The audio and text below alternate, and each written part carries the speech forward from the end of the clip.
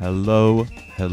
Mic check 1 2. Looks like everything's good to go audio-wise. I can see myself. I can see my game. Good morning, good day, good afternoon, good evening, wherever you are in this wonderful world of ours. My name is Nullius Verba, and how are you guys doing today? I'm doing all right. It's a Thursday. Ordinarily, I would have planned for Thursday to be like a break day. I would have gone to the mall and done some walking around for Pokemon Go, because I haven't been really getting my cardio in as much as I'd like. And more than that, my steps. I'm not really the type to be worried about exercise, fitness, hitting the Fitbit tracker goals, but when it's coming to Pokemon Go, then it's a different story. Long story short of it, if I don't get 5 kilometers per week, I don't get a base reward.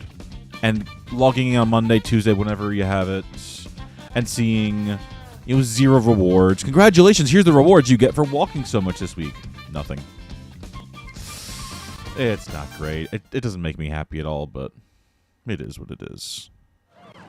Beyond that, the plan for today is just we're going to go around and free roam. We're going to chat about nothing particular. We're going to let my mind's consciousness take me wherever it goes. Where my train of thought goes, it goes. And we're not going to be going particularly fast. We're going to go slow, driving nice and slow. Almost like GTA RP style. Speaking of, let's get quickly into it before the computer gets any funny ideas. And I was playing a bit of Hades 2 last night. I apologize if you don't like the idea of your streamers doing things. Well, I wanted to change my character. And I apologize if I get into anything really cool without you guys. I'm not doing it on purpose necessarily. It's just I love Hades 2, and I can't always wait for a stream day to get into it. You didn't miss too much. I managed to beat Typhon on Nightmare 12 or whatever it is.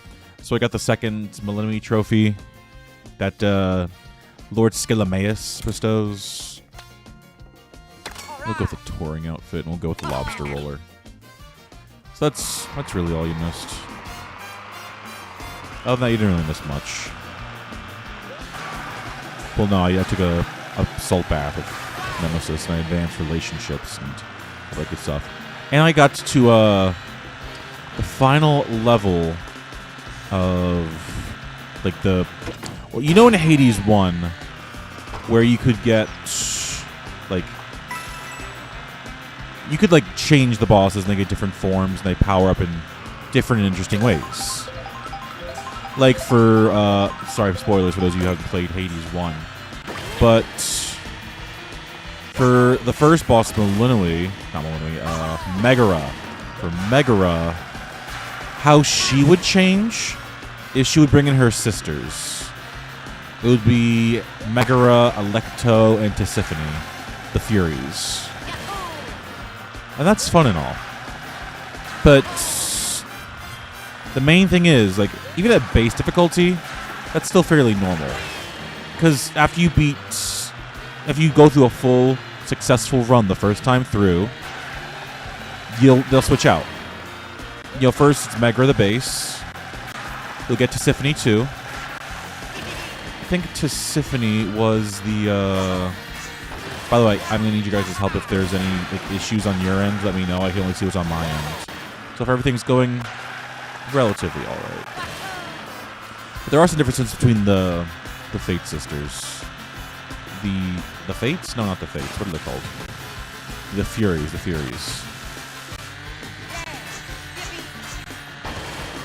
Okay, just fine. Thank you, Novel Lady. Tisiphone, I think, is the one who punishes murderers, and she has a very limited vocabulary. Alecto, I think, is the very vicious one, who's very rude and mean and things like that. Which has got the reasons for it. So it'll change like that. Instead of just the one Fury fighting you, have to fight 1 or 2 or 3. Though it's not like, the Watcher Knights on Hollow Knight, where you're fighting 2 guys at once. It's the one person, but the 2 sisters will back up the sister you're primarily fighting. So that's kind of what's happening in Hades 2. I know for the Underworld route, The Hecate fight will change because she uses her midnight form. She uses extra magic and things like that. Oopsie-daisies. And then for... who's after her? Scylla and the Sirens. What happens is they get a new song, which is great. They also get a backup featured artist from Charybdis, who's ordinarily on the surface routes, but now he's here. And I just recently fought the level 3 upgraded boss, which was Cerberus. And last time, ordinarily when you fight him, he's in this giant open field that's caged in by grieving souls and all that stuff. Now this time, he's basically in a sea of lava, so to speak. Which at the beginning is caged in by souls. Which isn't great.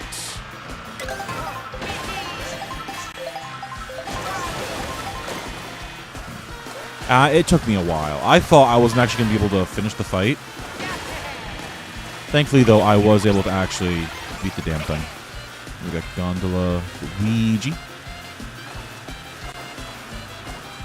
But thankfully, I was able to do the actual underworld route. I got that upgraded. I did the, oh, let me beep. Hold on. Here we go.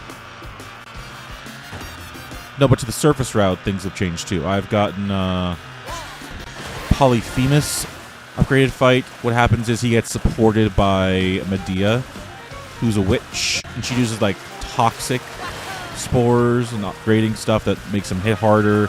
Every like hit that he does poisons you, which stinks, but that's what it is. After him, it's Eris. Eris fights gets upgraded in an interesting way. I mean, she mostly stays the same. She has her usual stuff, but the thing that was different about Eris is she has the Rail of Adamant, which, for those who haven't played Hades 1, is basically just a gun. It's a big-ass fuck-off gun that shoots big bullets, which is interesting on its own. But it's the one you use in Hades 1, which comes with different aspects. Naturally, we kind of saw this coming because, you know, one of the hidden aspects was the aspect of Eris, goddess of chaos and all that stuff. What's different this time is because it uses the really rare and special hidden aspect in the rail, which Zagreus could unlock in Hades 1, which is the aspect of Lucifer, which I found really, really weird. Well, not weird, unusual. Because ordinarily in games that are very myth-heavy and like Greek, Roman, ancient mythology stuff, they don't usually dip their toes into Christian mythology. Because usually you don't really acknowledge that. Like, Christ was born like 2,000 years after some of these guys. So acknowledge them in like the same breath or in the same space is unusual. Unusual, but I like it personally. But yeah, Eris gets to use Lucifer's laser gun. And that was, funnily enough, one of my favorite aspects to use in Hades 1. That's a big-ass shish kebab. So I knew all the attacks. She had laser beams, tri-laser beams. Instead of using rockets, she had little, like, mine orbs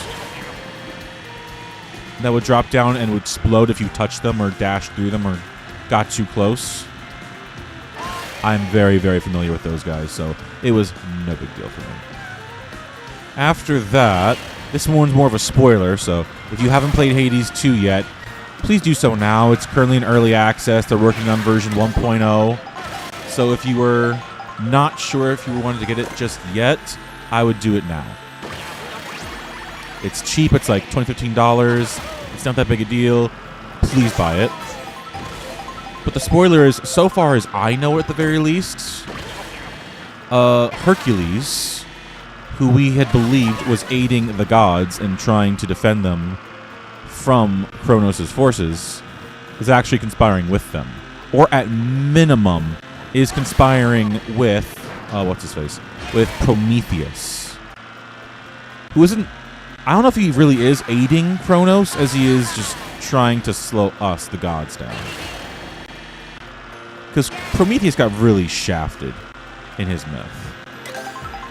Like, from what I remember hearing from, like, OSP, Overly Sarcastic Productions, in their interpretations of Greek myth, like, the idea isn't necessarily so much that it's a story people tell each other. It's like an explanation of the world around them. Like, the idea of cruel kings and cruel punishments. It's meant to illustrate that Zeus is not a perfect king on the hill who can do no wrong and is perfect in every way. Like, a god among gods. He is cruel, he is vain, he is egotistical, he is full of lust and pride, and needs to be looked at with pure human eyes, scrutinizing, not necessarily just adoring. But yeah, Hercules is working with Prometheus, and that is as far as I've gotten in the what's it called? As far as I've gotten in terms of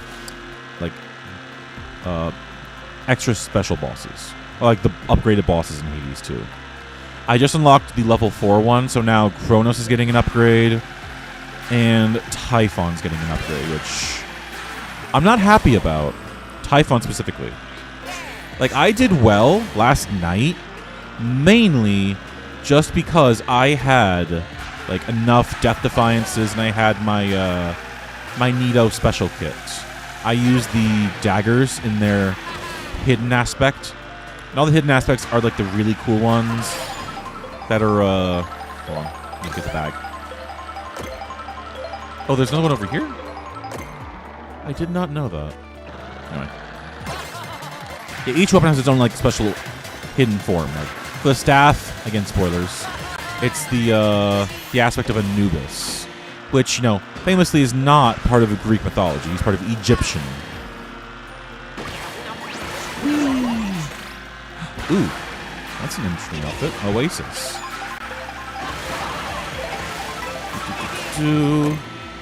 But yeah, I was able to take my aspect of the daggers, which was what's her face, the Morrigan from Celtic, I believe, mythology.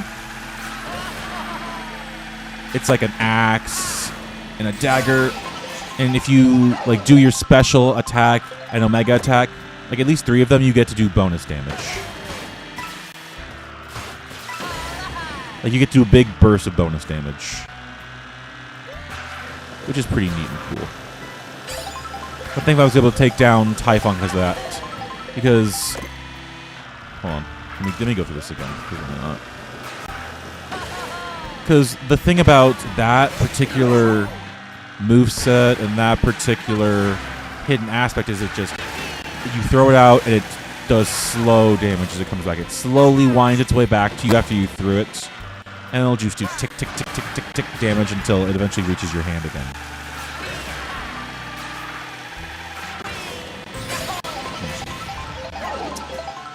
Hold up. Oop. There's a thing over here? Oh no, it's just the item box. Alright, hold on, we gotta back up. That's what I've been doing recently. Let me ask you guys a question. How have you been? I know for most of us it's still the weekday, so those of us with jobs, well, those of you with jobs, are still working it right now. Well, some of you in Europe are definitely, hopefully, off by now, unless you're working a night shift. In which case, God help you. Stay strong, you can do this. It'll all be worth it once the money's in your hands.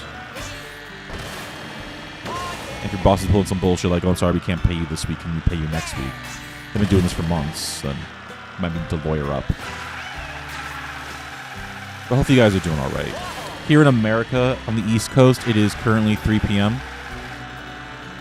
And off on the West Coast, it's probably lunchtime right now, just 12 o'clock. So those of you in summer school, hopefully you're getting out soon. Or maybe summer school has ended. I honestly don't know. I never got summer school myself. Like, I never really even got the point of it. Apparently, it's like you didn't get enough grades or whatever. Like, you missed some subjects. You didn't get enough to pass, so you got to go to summer school to retake some courses. I never took any summer courses. At most, if my mom needed, like, time to go on vacation or if she needed, like, just to be away from the house, like go touch grass and talk to people, there was always the special needs camp that had discounts for having siblings there.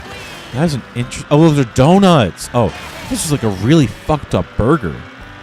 Like I saw like the patty on top, the patty on bottom, like the KFC chicken sandwich. Oh well. That's new and all-terrain. Nice. But I never took any summer courses. Like, I probably would have been very upset with myself if I had to take summer courses.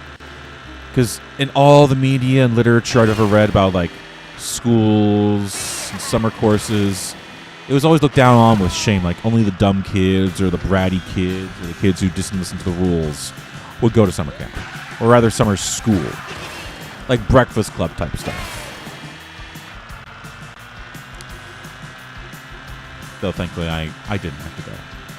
I was having fun at the camp, making pottery stuff, doing arts and crafts, making a drift loom, paper mache thing. Having time of my life. It was fun. I'm not going to bother with those thingies over there right now. I know that one of the things I could be doing this game right now is I could be collecting these peach coins, which is something to do on the map. But right now, that's not my thing. Not interested. Let's make a left here. What are you guys doing during the summer, by the way? Like, I've told you guys repeatedly on stream that I prefer the cold weather. I'm a winter guy. So if it's very hot outside, I prefer to stay indoors. Like, when I was a kid, and even as an adult, I prefer staying inside with air conditioning on. I kind of get why that's a guilty treat nowadays, because it costs a lot of energy. There's lots of chemicals involved. Like, I know it's probably incorrect in some way, shape, or form, but my crackpot theory is that the air conditioning right now is kind of affecting the cat's health. I will look it up later just to be sure, but air conditioning is just for me. Like, one of my favorite feelings as a kid, especially at the summer camp during the summer, was going into an air-conditioned room after we were boiling outside in the sun all day and just feeling the relief and the heat melt off your skin and melt off your muscles. That was a great feeling for me. The other, oddly enough, cool feeling that I liked, I just went through that sign, awesome. The other feeling that I liked was actually the opposite, which was really fun. It was after we had soaked in the cold air for a while and we had relaxed indoors, done our music, art projects, dance projects, whatever have you that particular day. After that, my next favorite feeling was going out into the warm air and feeling the sunshine on your skin, warming your body back up. I didn't necessarily want to be warm, but it's just the different temperatures and, like, I don't know, the melting, transcendent feeling of it all is very nice. It's like, I don't know if you guys are very big on history. Like, this isn't like the biggest piece of history trivia I know, but, like, it's the idea of the Roman baths and the way they would do it. Like, if you only watched, like, anime, you'd think it'd be just take a bath, scrub yourself down, go into the onsen, go into the hot tub, what have you. But it was a bit different in Roman times. I forget the exact order they did it.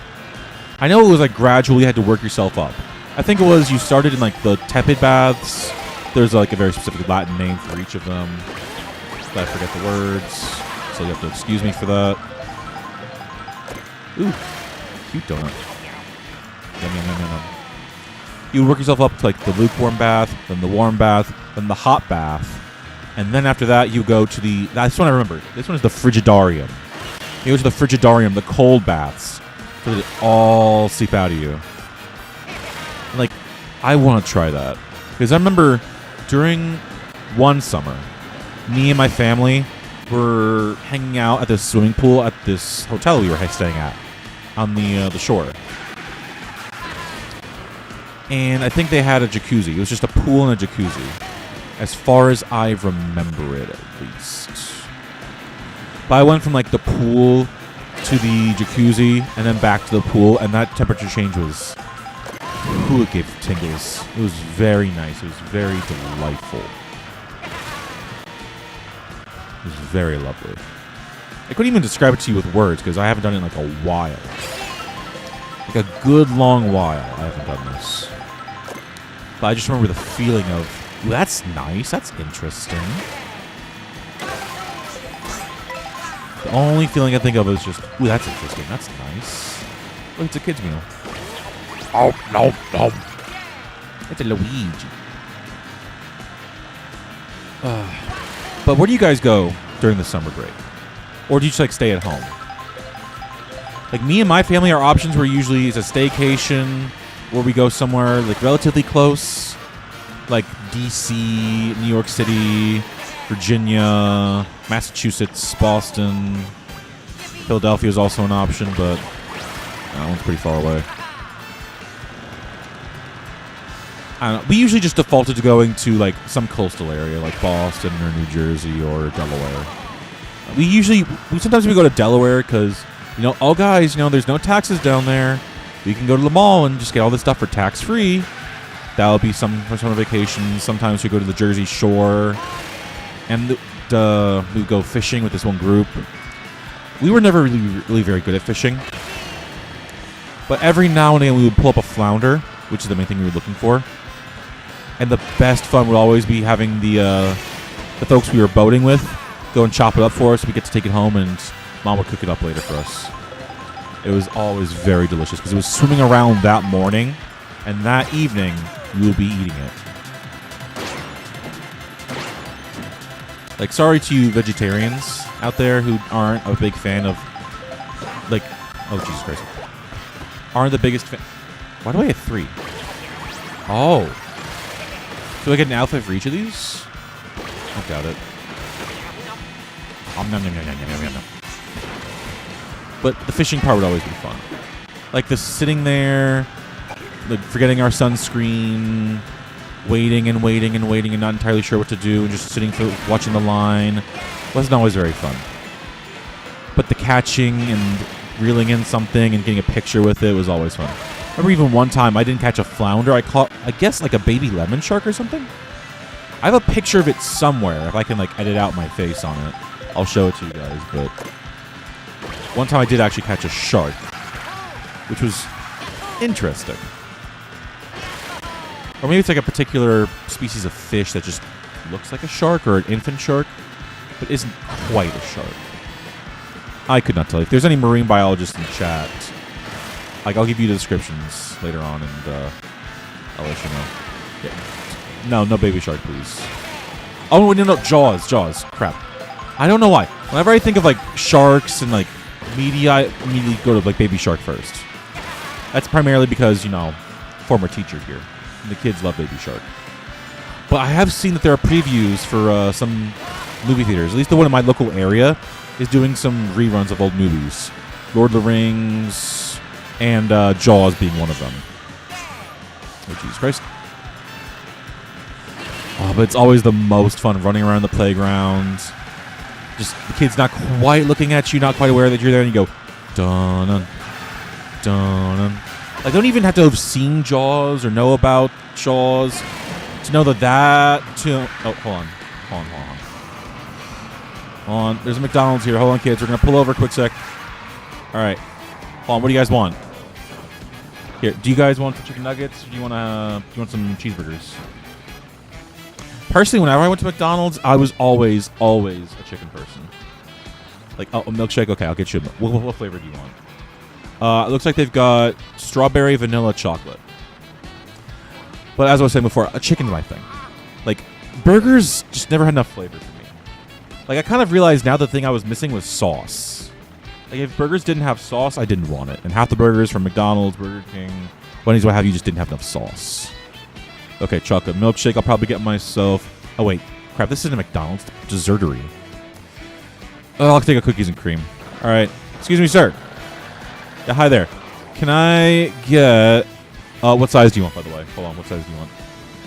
I'll take one large cookies and cream milkshake, please. Yeah, make that vanilla. And, Novelty, what size do you want? If you don't pick it, I'm going to get you an extra small. Yeah, hold on. My passenger's trying to pick something. Yeah, can I get a large chocolate milkshake, please? Okay, thank you. All right, hold on. Here it is. Got to back up and grab it. All right, novel lady, here you go. Here's your chocolate milkshake. Enjoy. Oh, and also a side of, what are those little biscuits called? I know it's a French thing. Oh, macarons. Because I keep trying to remember. Like, the main way I remember their name is because the was the president or the prime minister of France. The guy who's what's it called? He's married to his, I think it's his kindergarten teacher, high school teacher. I don't know. Oh, prime minister. He's the one dude who like lived out the marrying your teacher romance route. Which in media, I guess that's fine. Like, it's a cute idea, older girl, younger guy, or older guy, younger girl thing. Most folks have fantasies about doing stuff with their teachers. As long as it stays a fantasy, and in media, it's fine. But IRL, it's a bit icky. Oh. Got it. Nice. It can be a bit icky. Because, say something goes wrong. Like, either on the student's end or the teacher's end, and they have a nasty breakup or whatever. Like, there's the issue of the power dynamic. Because if, let's say, the teacher wants something that the student can't give, or doesn't want to give up, like sex, dates, what have you. Like, the teacher has a lot of power over the students. Like, they could say, okay, you know, I'm sorry to hear you don't want to do that, but if you don't want to go out with me, I'm going to have to give you an F on this next test. We both know you're going to fail it anyway, so might as well just give you the F now. And then she's kind of pressured into doing it. If they don't want to actually fail. Or even on the best of it. Even if everything's going well and they're both happy and it's all smiles from ear to ear. Like, think about, like, the favoritism. Like, how are you going to put aside that the person you're dating's you're in charge of right now? Like little Johnny, little Jimmy, or whatever have you. Because we're assuming this is in high school and not, dear God, like kindergarten where they're getting groomed. Like, if you're dating the teacher who's grading your tests, what's to stop them from just giving you an A right out the bat? A+, S++, SSR. Like, what's to stop them from doing that? Like, if you were like a legitimately good person and you had like, you know, ethos and regrets, like, you would feel bad about that because you're not earning the A. You relationshiped yourself into getting an A. Which, what kind of A is that? Even if you studied your ass off, looked up all the materials, put out study guides, did study groups, all this, that, and the other thing, what's to stop them from just, like, delegitimizing all your effort? Into just, oh, you're the class slut who slept with the teacher for a grade. Like, even at the best of times, that could happen. It's why over and over and over and over again, every college professor I got in an education course had to constantly pound into your brains, excuse my language, don't fuck the client. They are children. They don't know what they want to do with their lives, and even if they do, they have so little life experience. It's like in Good Will Hunting with Robin Williams and Matt Damon, I think. Like, they could be the most book-smart person you know. They could talk about poetry and history and politics and art and literature and geography and all this, that, and the other thing. But they've never been outside their hometown. They've never, like, done this, that. They've got no experiences. They could be the most intelligent person you know and be absolutely dumb. They could be absolutely just no life experiences. And sure, that maybe that makes them innocent and, you know, very susceptible or whatever cute words you want to put onto it. Twilight author, whatever your name is. I don't want to remember your name. Jennifer Meyer? What's her fucking name? Actually, don't even answer that question. I don't want to remember her name right now. Like, good for her for making so much bank. Because I still remember every girl in my middle school was absolutely goo-goo gaga for everything Twilight. I still remember one day in middle school walking into my science class, I'm pretty sure, and just seeing one of the girls, this big, thick, like thicker than the Bible book, with some black cover on it with a picture of some person with their hands out holding an apple. I'm like, what is this? Is this like a produce book? Or like, why is it so edgy? Not quite realizing that's like the hit novel series Twilight. I mean, if they enjoyed it, good for them. Like, everybody enjoys a good novel. I enjoy a good novel. Like, I can literally feel my spirits replenishing themselves after I've read a good novel. Even a biography. Whatever have you. I love literature. It is delightful. Oh, whoopsie daisies. Well, I'm free falling. There we go. Yeah, I love books, to put it that way. If you're gonna enjoy your pulpy romances, go ahead. There are lots of works of fiction out there that appeal to lots of different people. And if my obsession with the VTuber sphere has taught me anything, is that everyone's got a particular taste. And some tastes don't always appeal to everybody. All that good stuff. Okay, I need to pause real quick, because I don't know about you guys playing video games. When I'm doing it too long, my fingers start to go numb. Like the blood flow starts to leave. So I need to just get the blood flow going back in there. Oh boy. Okay, there we go. Pinky is restored. What kind of books do you guys like to read? Like, I know for a lot of Americans and it's like even young adults out there, literacy's on the decline. Which I can kind of understand a little bit, because if you need entertainment, you've got your phone. You want to hear a gossipy story about who did what and how and who's getting canceled? Go to Twitter. You want to see, like, your friends, what they're doing at a party, or who they're hooking up with, or what's going on with them? Go to Instagram. You want to text a person and figure out what they're doing directly? You can go to Snapchat or any number of messaging apps. You want to watch a video or, like, hear, like, a 1-hour podcast about the history of this one McDonald's toy that went out of circulation 20 years ago? There's YouTube. You want big stories? Go to Netflix. It's all on your phone. Just pull out the brick. Pull out your little tablet. I mean, why would you want to pull out a book? Like, from the devil's point of view. Like, this devil's advocate. Why would you want a book? I understand why I want a book, but why would anybody else? It's costly. You know, they're like $10, $20 to get most good ones nowadays. It takes a while. They're fragile things. Drop it in some water or you accidentally get the pages ripped up, it's kind of ruined. The story requires active focus and, you know, imagination. Like, one of the things I'm trying to work on, especially with reading comics on Webtoon, is you need more cognitive muscle. Like, especially when there's like a fight scene, I need to, like, hear the music in my head, see the motion of the characters, hear the thud and the quack and the crack and the just the swoosh. Like the onomatopoeias, have you. I, before, didn't really have that muscle. I couldn't flex it as well as I'd like. So I just saw, how dare you do this? Punch. I'm doing it for my family. Kick. Your family's a bunch of criminals. Thump. I'm not really hearing anything and seeing anything beyond that. But I'm kind of getting better at it. Because now I can, like, hear a soundtrack from, like, Metal Gear Rising Revengeance. Do do do do do do do do do. You know, as they're fighting over their family, and you're a monster who do this for money. Oh, the world's a terrible place, kiddo. You want to survive, you gotta be a bigger monster than the world. Do do do do do. He punches and he flies back into a concrete pillar, and smoke rises up everywhere, and you're hearing the gravel fall to the ground, and you hear like all this stuff. I have to actually flex a cognitive muscle to get that to work. I couldn't get that to work when I was in high school, middle school, elementary school. Like, from the devil's point of view, books are hard. But they're also very rewarding, because it's all very custom. It's like in D&D.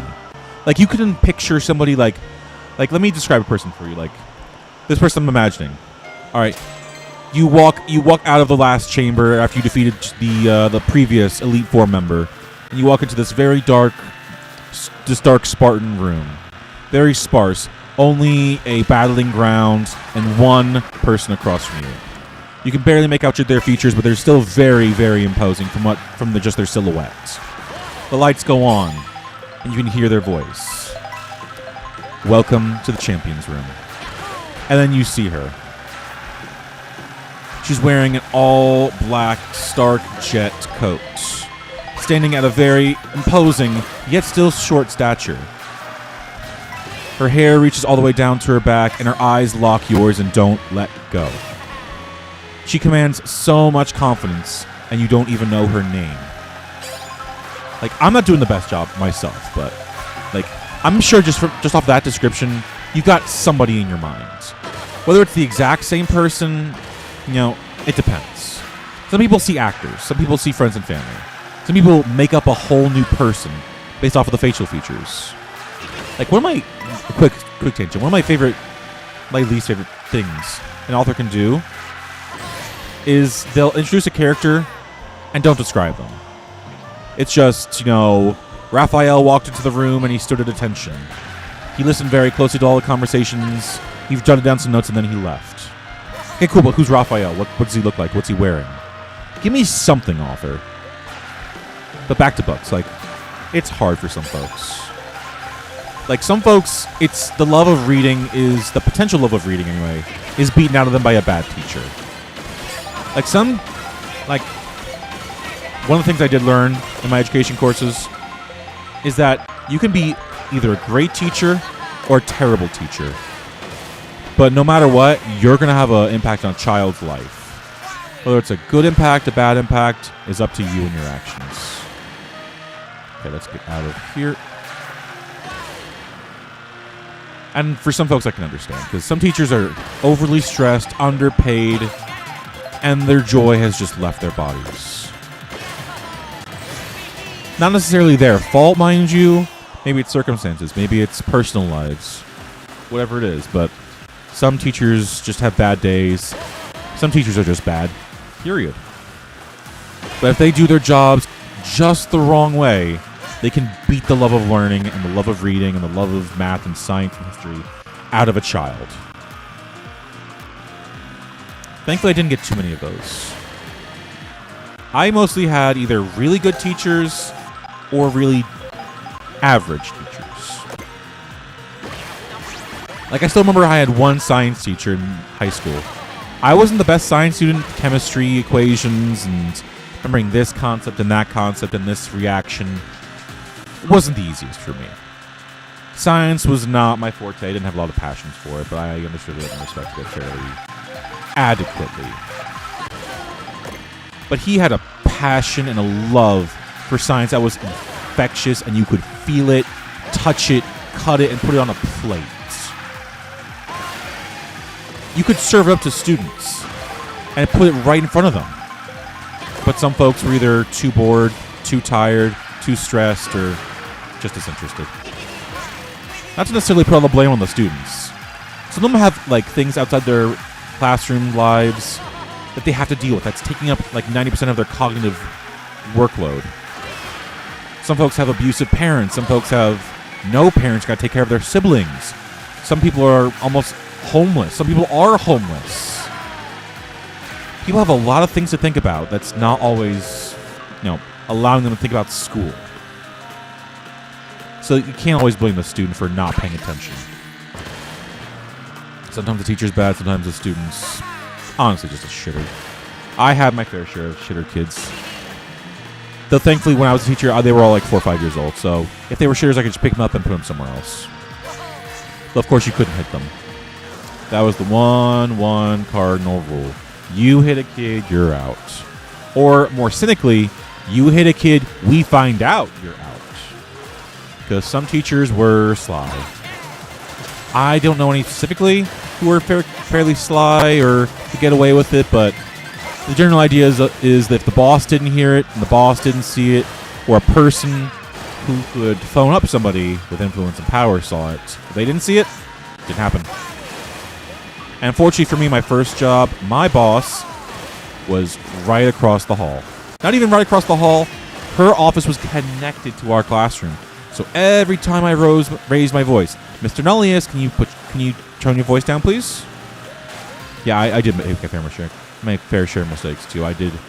My default reaction to stress and dealing with difficult situations was always just raise the voice. It's usually what my stepdad did, and sometimes what my mom did. But my mom to a much, much lesser degree. But definitely my stepdad. And my dad too. That's just the default reaction of just guys. If there's a problem, yell at it, punch it, scream it until it goes away. Though thankfully I was never really physically abused. Just mostly verbally. But we're not really going to get into the really deep, dark stuff. How did I go from literature and... Oh, hold on. There's a path back there. We somehow went from literature to childhood trauma. Let's turn this around here. Hold up. There's a peach coin. Can I get it? Ooh, okay, so what I gotta do for this one is I gotta, like, get some speed up, I think. Oops, Jesus, fuck. Oh, whatever. And give me a minute to get my, pinky starting to lose blood flow again. Every, like, 10, 20, 30 minutes this happens. Let's just head out of here. I'm not really interested in the Peach Medallion. But books are fun. I like books. I really need to get back into them. I've got a giant stack of manga near me. The last time I told you about my stack of shame was, I told you the top one was, I think, Kobayashi's Dragon Maid, which it still is. I've got a couple more chapters in. We're on the part where, we beat, there was an arranged marriage for Elma, and then that got fixed. This one's back to, like, Nishijo stuff, like everyday situation stuff. Ilalu's going to Takia's place, or wherever the one boy her age is. She's going to his place to have a sleepover, and there's sexual tension. But of course, this isn't that kind of novel. Those kind of novels exist, but you can't buy them at Barnes & Noble or whatever local bookstore you've got. Or at the very least, if they've got them, they're covered in plastic wrap. Which was a fun thing to explain to my mom. Because I think I was sick or something, or I wasn't going to leave the house. And her and my little brother were going to Barnes & Noble to pick up books. Mostly cassettes and DVDs for my brother. But she also asked if I want any books. I pointed her to this list I've got on Amazon of like manga and books that I'm interested in, that I'd like to buy. And one of them was, what's it called? Monster Musume. For those of you who don't know, it's basically just about like a guy having a host house, being a host family to monster girls like lamias, spider girls, centaurs, so on and so forth. But it's a very, what Japanese and weeaboos would call ecchi. Ecchi meaning like sexual situations, sexual themes, things like that. Not outright porn and pornography, but there is nudity, there are sexual themes, there's touching, but no penetration. If you had to be negative enough about it, you would call it like soft porn, softcore porn or whatever. Again, no penetration, no heavy stuff, just situations, themes, and scenarios. I think I had to explain to her why that one was wrapped up in plastic and the other stuff like Dr. Stone and Sons of a Bookworm was not in plastic. Which I didn't even think about before. Because, like, what's the difference between Monster Musume and Dr. Stone? Because they're both manga. They both have themes and stuff. But why is Monster Musume in plastic wrap? Oh, goodness, folks, I couldn't tell you. But, I still love them both. They each have their place in my heart. They do different things for me. Like, Monster Musume is interesting. It gives me ideas and things. It's good for self-reflection, I suppose. Ooh, I got it. Nice. Dr. Stone is good for science stuff.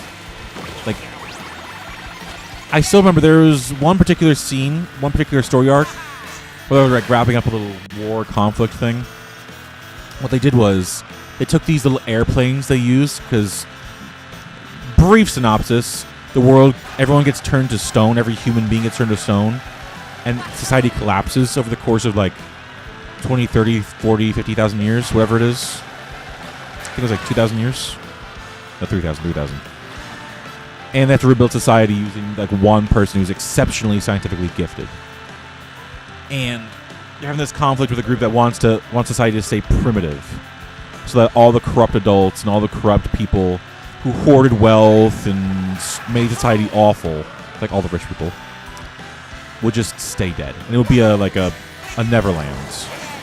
Like all the kids, all the innocent and the pure and the kind and the sweet and the gentle would thrive. The meek would inherit the earth, if you were. And they're having a conflict with the main character's group because he wants everybody to be revived, regardless of class standing, social status, morality, what have you. And what they ended up doing is they took this paper they had made, folded it in paper airplanes, and dipped it in not nitrogen peroxide. Whatever the liquid form of TNT is. Because TNT tried the... No, excuse me, I forgot. Not liquid nitrogen. Where is it? They used it... I should remember this. It was in history class. Like, come on, man. I'm going to look this up in a second. Let me actually look it up now. I don't even know how to look it up. Like,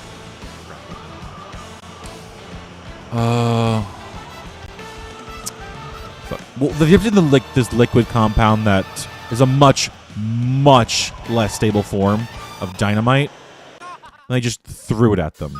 Like, why would you do that? It's not a race. And the minute it touched anything, boom! And that pretty much just ended the war, because now they've got basically like... It's like nuclear bombs. They've committed first strike. And they don't have any means to retaliate.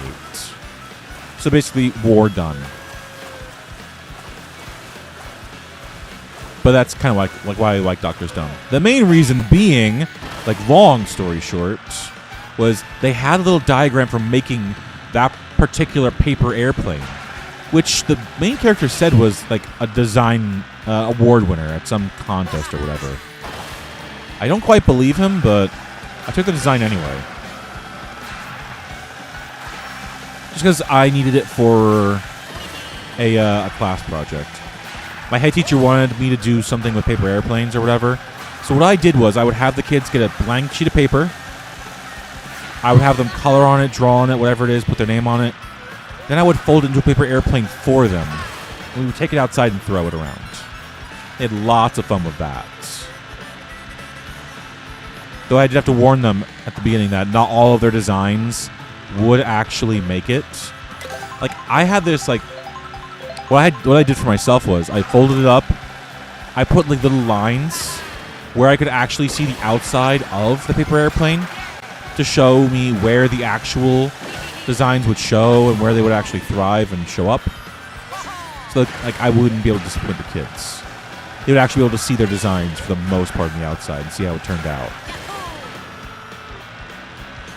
And there's that class project. That was very fun.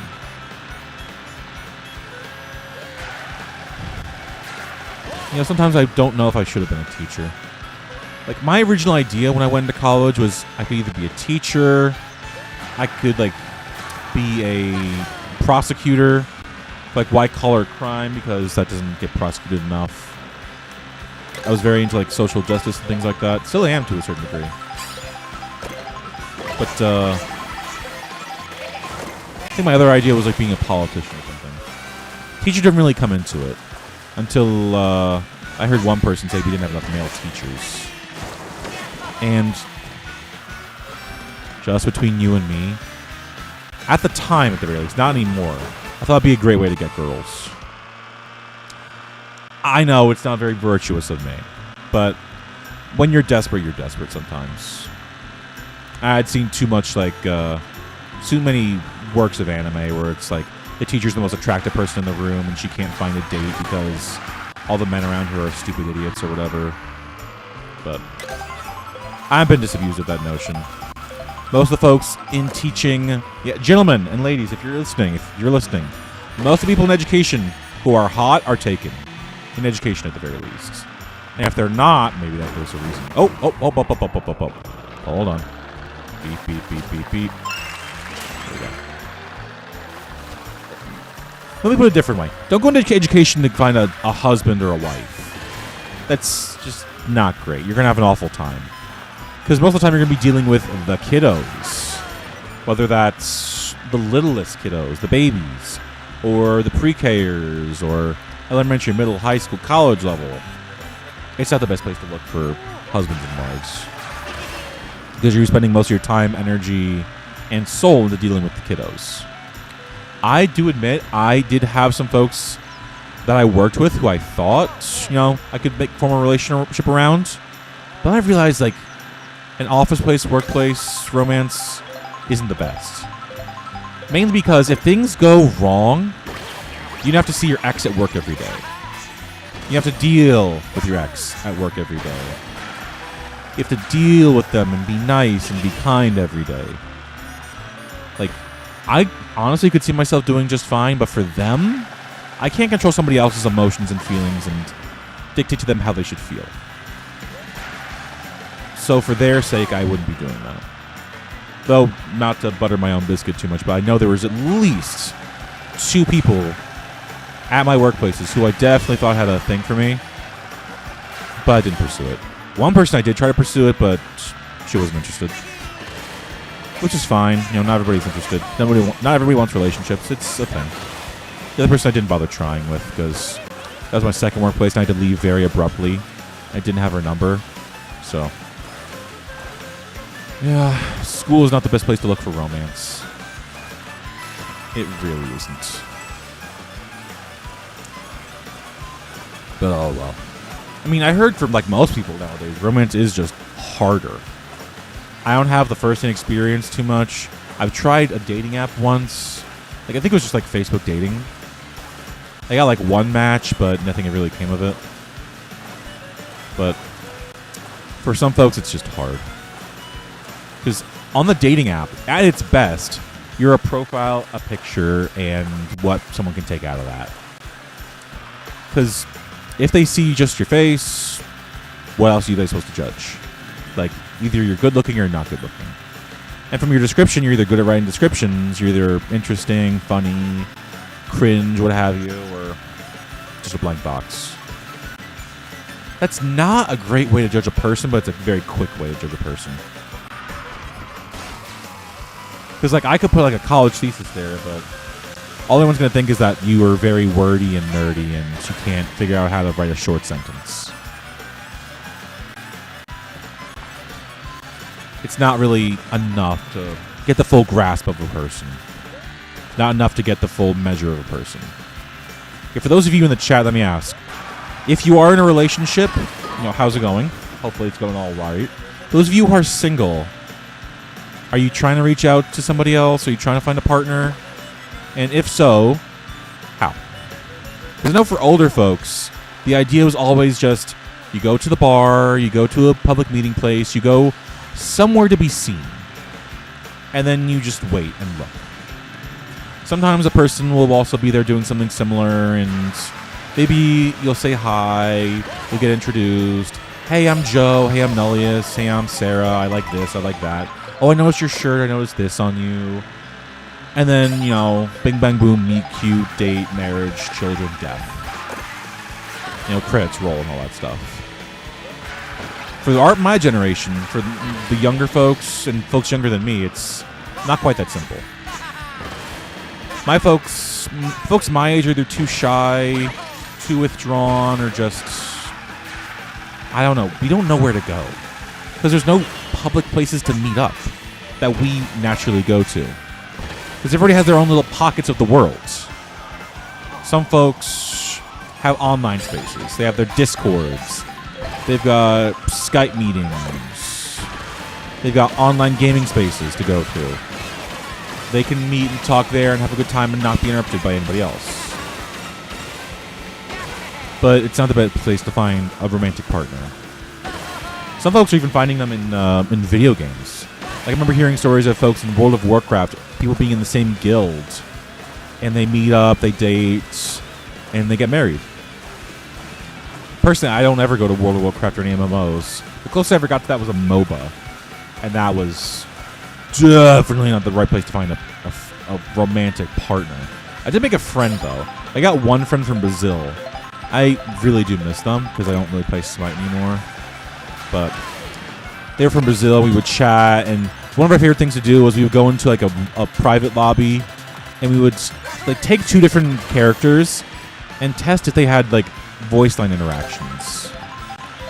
Because certain, like, for those who don't know, Smite's a MOBA about, like, gods of different mythologies fighting each other.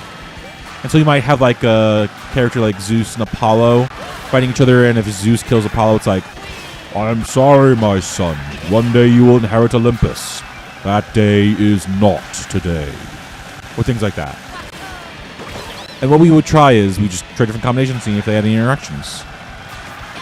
I think there was like one we tried, where it was like Apollo and Mercury. That one did have an interaction. Because Mercury and Apollo were half-brothers. And so the action would be like, you know, Mercury in this game was characterized as very Sonic-y. You're too slow. But on caffeine and like jittery and super high energy. And so he would kill him and he'd go, yo, sorry, bro, I love you. Like all in like one breath. Because he has gotta go fast. Gotta go fast. Oh, hold on. Let's just do a U-turn.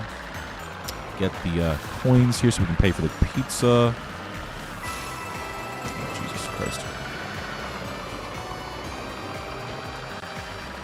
Oh boy, and pizza. Alright, we're gonna get this real quick. We're gonna transform and we're gonna take a little bit break. Because I can feel my back starting to give out. And I can feel my finger going numb again. So what we're gonna do is we're gonna do this. We're gonna go quit free roam. I'm gonna put my microphone on mute. And I'll let you guys just watch Luigi for a little bit. I will BRB in about 5-ish minutes, but I'm cutting my mic data. You might see me move a little bit, but please try to do your best to ignore me. See you in like 5-ish minutes.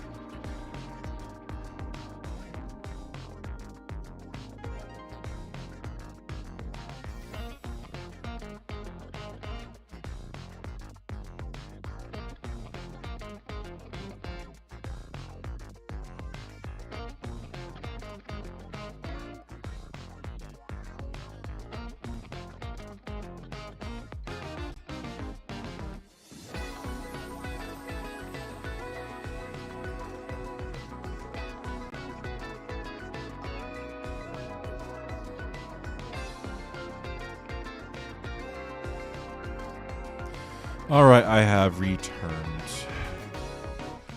Got some breathing done, did some stretches and exercises.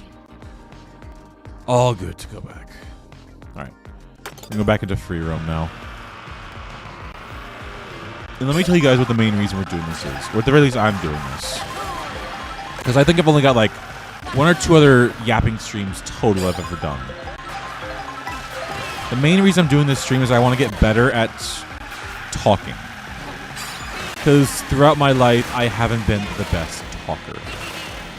I'll chat, I'll make some small talk, I'll say, cool, yeah, awesome, wow. Do you have a clue what happens now? Not quite. Ooh, nice.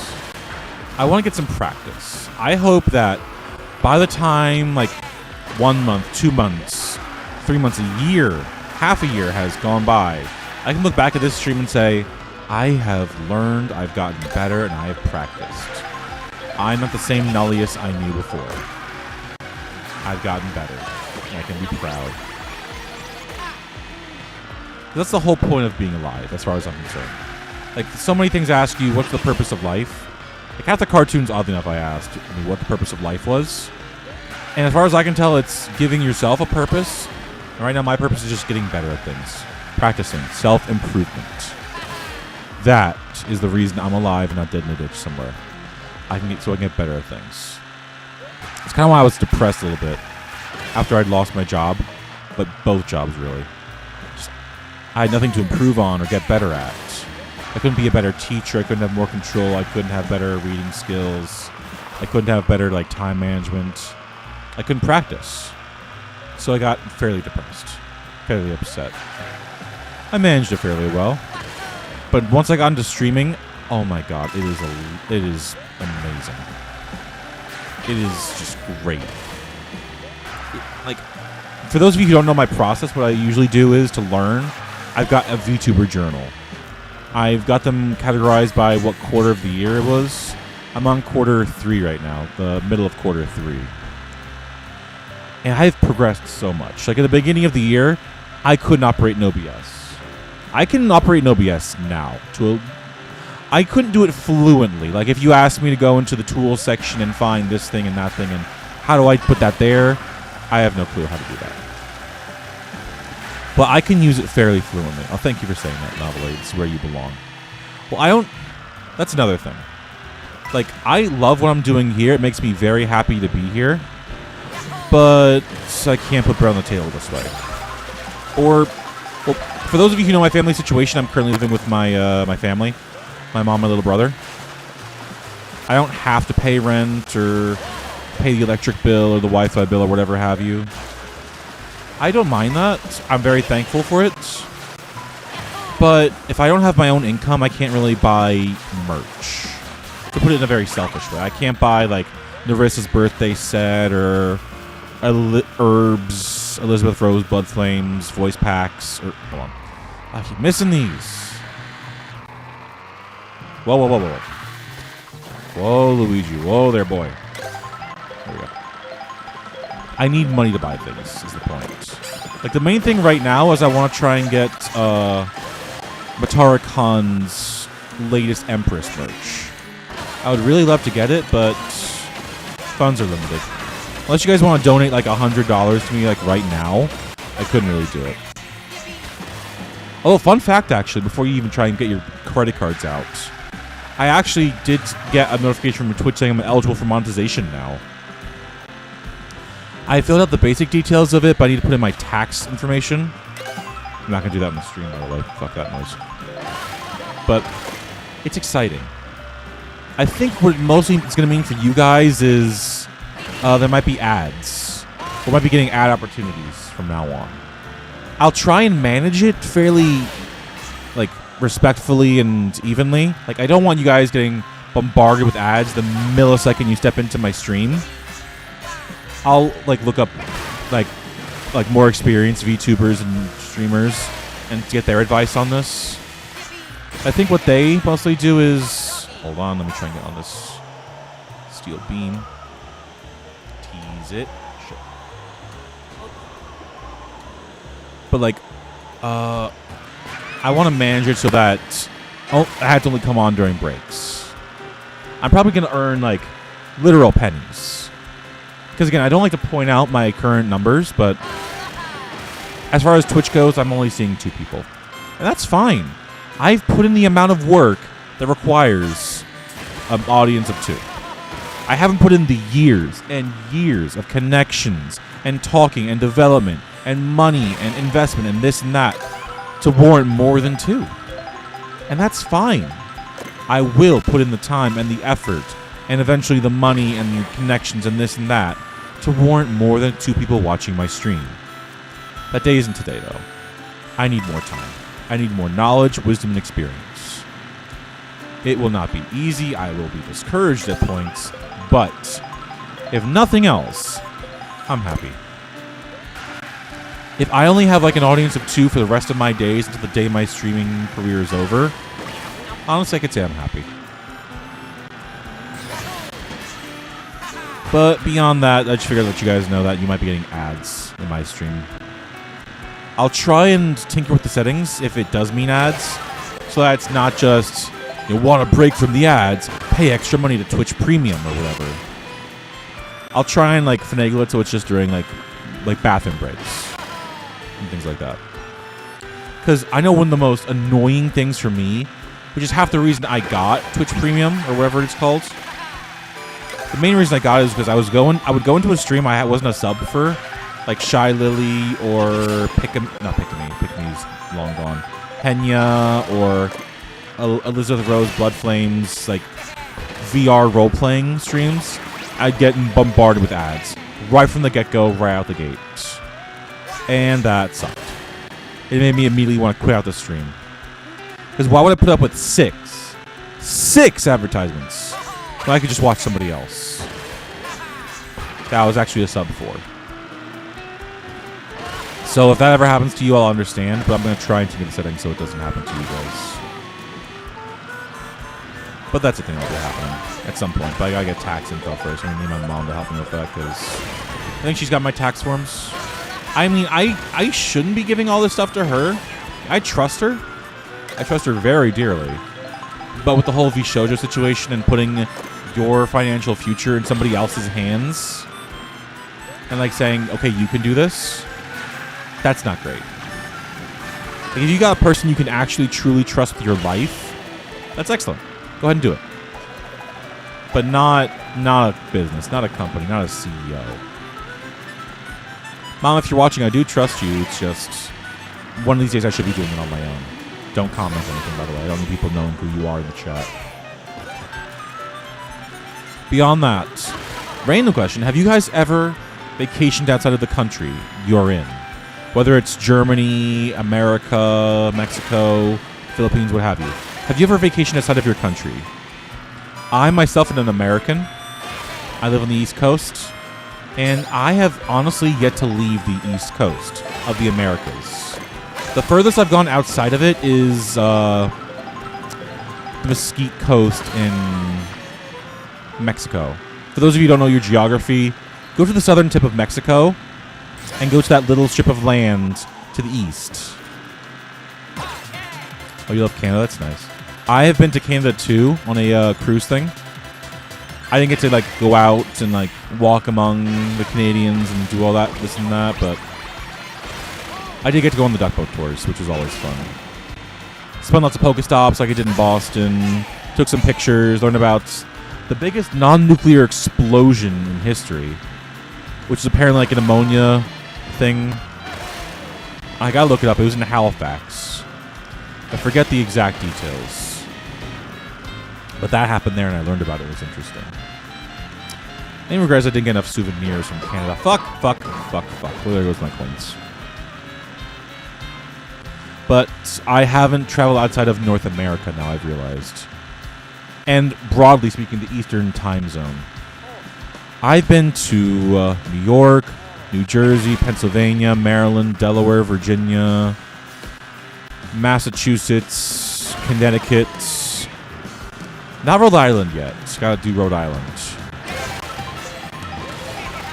But I also been to Nova Scotia and Maine on the the cruise trip. But I've not been outside of North America. Like, even with the dating thing on Facebook, Facebook dating, like, half the girls there were always about, I need a travel companion. I want someone who wants to do this, and Italy and Rome and Spain and Mexico and all that stuff. And it's like, why are all these girls doing nothing but traveling? Like, am I the weirdo? Maybe I'm the weirdo. Because I feel like just a vacation to, like, if I want to go abroad, it'd be to Germany or, like, Austria. Like, seeing museums and coffee shops and just different countries. Practicing meine Deutsch sprechen. Ich habe keine Leute für Deutsch sprechen mit. Like, there's no Americans here, other than maybe Nazis, who like to speak German. Or, like, German immigrants. Like, there was one person, a family friend, who did speak German, but I was always too shy to talk to her. Like, if you're listening, I forget your name. I know my family probably remembers her name, but my family knows who I'm talking about. Like, if you're listening to this right now, I'm sorry I didn't talk to you too much, or we didn't have too much of a conversation. I didn't know what to talk about. My life is very boring, and nothing really happens, so I'm sorry. It's not your fault. You're not the weirdo. I am. But yeah, I would have loved to go to Germany. But that requires getting the plane ticket, getting a passport, booking hotels, finding things to see, getting euros, replacing my dollars with euros, and then walking around, or getting a taxi, or like navigating transportation stuff. Which, as a person with a disability, a mobility disability, it's not great. It's not ideal. Like, I know everyone complains about the lack of walkable cities in America, and why can't we have, like, small parks or things like places we can walk around, and I get that, and I do support, like, changing America's ways from driving everywhere, like a fucking Disneyland for cars, into something more manageable. I support that. Like, if people could walk to work, like, obesity would go down by so much. But that requires massive, utterly massive infrastructure change. I wish we could do it. Hopefully we can do it, but as we are right now, probably not. Like, but it supports me, is what I'm trying to get at. I do benefit from the lack of walkableness. It's not great in terms of, like, parking costs and finding parking areas. Like, even for Pokemon Go Fest, we had a hard time finding a place we can park in New Jersey. Because we had gotten there, like, day of, time of. Ooh, farmer outfit. Well, he's got a turnip on his butt. That's cute. But, like, I don't do well with walking. That's mainly me. I don't get out much. I have a walking disability. It's harder for me. But for most folks who, you know, can't actually walk around and do stuff, walkable cities is good. For me, it's not great. So if I ever went to Germany or Deutschland or Österreich, ich habe ein Problem. It'd be harder for me to walk around and do things. Which is mostly just on me again. Not much I can do about it. I was born this way. At least not until I get my disability fixed. Or treated, at the very least. But one of these days. I feel kind of weird because as an English speaker, I should be saying I want to go to Australia or New Zealand or England or things like that. But I don't want to. Like, if I went to England, I'd want to see the National Museum. But if you've seen Black Panther, you know that, like, all of it's stolen. Nearly all of it is stolen. Whether from Greece or Africa or the Philippines or Hong Kong, all of it's stolen. Like, the British Isles don't have this much history. That mask is not from Cornwall. Like, that spear was not made in Rotterdam. Or no, I was thinking that's the Netherlands. You get the idea. Like, it's a known fact that all of it is stolen. And the main reason they don't want to give it back is, you know, racism. You know, don't quote me on that, but one part racism to one part they would lose most of their inventory. They have statues from Greece, masks and art from Africa, statues from Mexico. Like, at most, from England, they would get, like, tapestries, armor pieces, like, old textile books. Like, England isn't without history. Don't get me wrong. They've got the Normans and Viking invasions and War of the Roses, colonization, industrialization, Romanization. They've got a lot of history. But the National History Museum is not all English.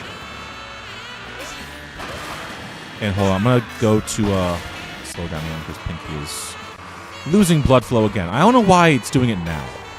Like, during Hades, it didn't do this. During Hollow Knight, it didn't do this. During, well, Slay the Princess, I have to use the mouse and keyboard for. But it didn't do this then. But whatever, man. Point is, I want to go to Germany and Austria one of these days. I want to practice out my German, too, just to see what's there. Like, I know there's less than there probably ought to be because of, you know, the war and the bombings. Especially the firebombing of Dresden. But I would like to go anyway. Just to practice my German and see what I've been missing. And again, my grandfather's from there. Mein Opa hat gekommt aus Deutschland. Specifically, he came from East Germany. So I'd love to see a little bit of that history. But that's for the future. I still need to get a passport first off. And on God's knowing, my brother wouldn't want to go. My little brother has autism, I might have told you guys. And right now he's got the France autism. Like, if it's French, he wants it. If it's speaking French, he'll do it. But he doesn't like French Quebec. Like, I feel like it would be a slam dunk for him. Like, when we were in Canada, they had signs in French, you know, to cater to the folks in Quebec. But of course, no, I don't want to hear about it. This isn't France. I don't want to do it. Leave me in my room to sulk and go watch videos all day. It's just a particular branch of autism, so you can only belabor the point so much. But, oh well, man. More for me. I feel like we would have a good time, though. Like, we could start in, like, France or whatever, do the whole Paris tour. It's Paris specifically.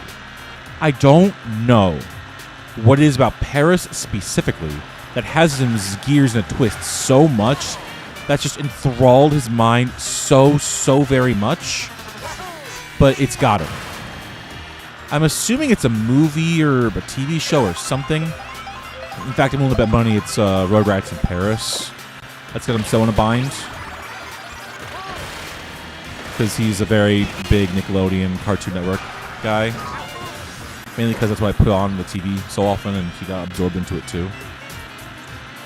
But we could start in France, work our way over maybe to Belgium and the Netherlands. I don't know any Dutch, but it'd be interesting. I heard they've got good fries there.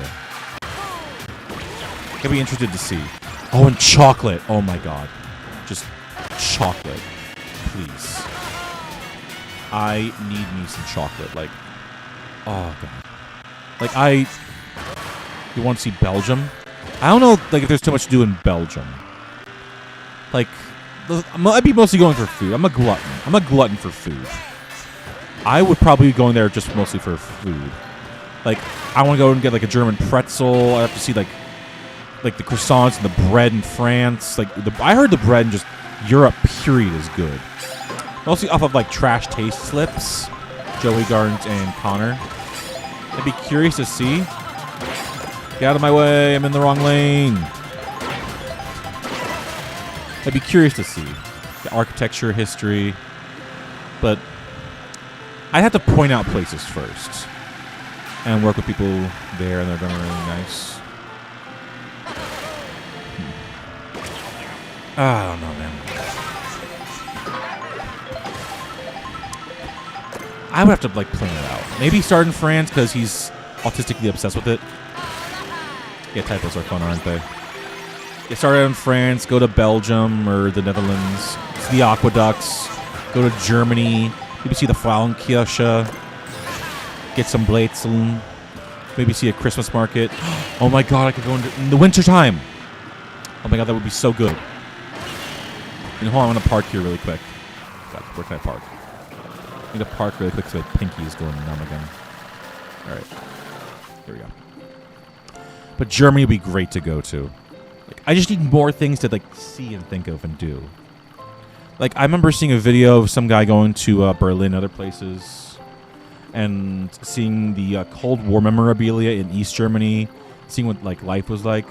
Because one of the things that American life and education and culture doesn't really give you is that taste of what the Soviet life was like. Like games, I forget what it was called. It's the one with like the two really sexy robots with no faces, with like Soviet like imagery and things like that. You don't really understand as an American what life in the behind the Iron Curtain was like, because they don't really want you to have that. They just go, oh, it was awful. There was no food. There was no entertainment. No reality television. No fast food. No McDonald's. No Walmarts. It was hell on earth. And our good boys over there, our freedom fighters, brought them some fucking freedom. Hell yeah, brother. Salute. But that's not really the way it is. People lived. People died. People enjoyed it. People hated it. Wow, the voices are really hurting. Yeah, yapping is not great on my voice. I cannot imagine how people spend like, what is it, 8 hours, 10 hours, 12 hours, like folks like Iron Mouse and others, like Moist Critical, spending that long on streaming. I am barely managing to make 3. God bless them. I need equip. My fucking god, I'm getting like a verbal typo. Jesus.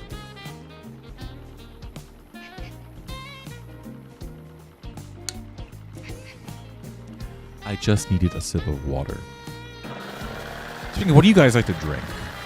Because I know some folks prefer their juices. Some folks would die for coffee. Some folks are like really hard up for tea, but like, just if you're thirsty. Like, say you walk into your kitchen and you're thirsty. What do you reach for? What do you go for? I know one of the content creators on YouTube I watch, Fredo on TV, his go-to is juice. Like Arizona iced tea, high C, things like that. That is his bread and butter. That's what he likes. Personally, for me, it's always just cold water. It's always just cold water.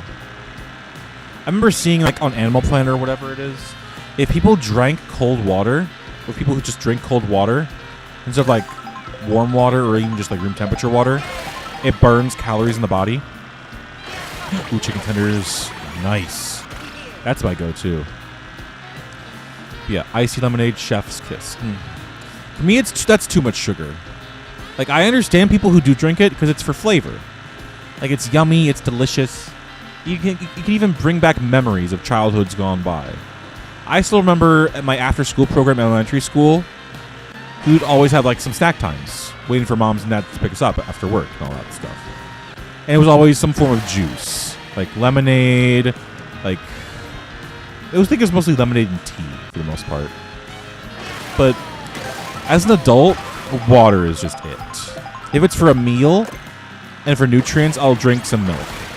Just because I think the way the doctor explained it to me, my disability is in my hip. And what it does is it actually leaches off a lot of calcium that the rest of my skeletal structure needs and just throws it at the hip. Because it doesn't really know what to do with it. They can't really solve it the way it is, but they're going to keep throwing stuff at it to just try and fix it. But if it's for a meal, I'll drink milk. If it's any other occasion, it's usually water. If I'm out with friends and they're all ordering like Coke, Sprite, Pepsi, things like that, I'll order a soda. My usual go-to soda is orange soda. If they've got zero sugar in it, sold so hard. I'll get that so quickly. Like, I have no clue what like witchy magic they have to do or what hidden amount of sugar or chemicals they're putting in it to make it taste the way it does and not taste like shit, but like zero sugar is good for me. The Coke Zeros, orange soda, zero sugars, that works for me. But if it's something like, you know, fruit punch or whatever it is, I can't really do it. Meat. I'm allowed to go in there? This is cute. But I'm not really the biggest... Oh, fucking hell. I'm not the biggest fan of, like, sweet drinks. Just... I remember, oddly enough, I saw an advertisement on YouTube. Like, back when YouTube had those little advertisements in the corner of your videos. And it was like, this one chemical is ruining, like, 90% of society or whatever it is. And it was like a video about sugar. And it actually was... It seemed legit to me. It seemed like it was actually talking about some facts. So I watched it, and it had a lot of good points to make. Like, sugar is very stimulating. It's very addictive. It's basically a drug. Like, not quite as hard as marijuana, heroin, fentanyl, have you, but sugar isn't addicting. And I know it's... You can't really take it out of everything, but the more you can take out, the more foods that can have sugar taken out of it, the better. Now, naturally, not all foods benefit from this. Like, one time, me and my family went to the boardwalk, and we bought some fudge, zero sugar. I didn't take a bite. I don't think I did, at least. But my mom did, and she regretted it. The minute she bit into it, awful flavor. And then, later on, you know, revenge kicked in. And then she had to, you know, camp out for a little bit. So, not everything benefits from having zero sugar in it. But as far as sodas and drinks, yeah, I think it should. Like that, and that also reminds me, I was trying, I've seen a video about Arizona iced tea recently, and their like, company policies, company history, founder, CEO, stuff like that. It seemed really interesting. It seemed interesting enough for me to try it. I've tried it a little bit. It's odd. It's refreshing like water, but it's not quite strong. It's very weak. But not, like, I don't know. The main point of comparison I have is to some, I don't know what brand it was. It was some, I'll describe the bottle as vaguely as I can. Like, there was this one bottle I had on a road trip from my grandparents' place. It was this, like, square base-ish, like, black and see-through bottle-ish. It was green tea. The main thing I was comparing it to before that was the Costco green tea. And God, it sucked. It felt like water with leaves thrown in it. Like, not even good leaves. Shit leaves. Like, I had tried, like, a really poor attempt at a matcha milkshake before, and it sucked. It tasted kind of like that, but somehow less flavorful. I was not a fan. But the Arizona iced tea was weaker, a bit diluted, but not bad in that sense. It was just... Ooh, God, hold on. Okay. Matcha tastes like grass clippings to me.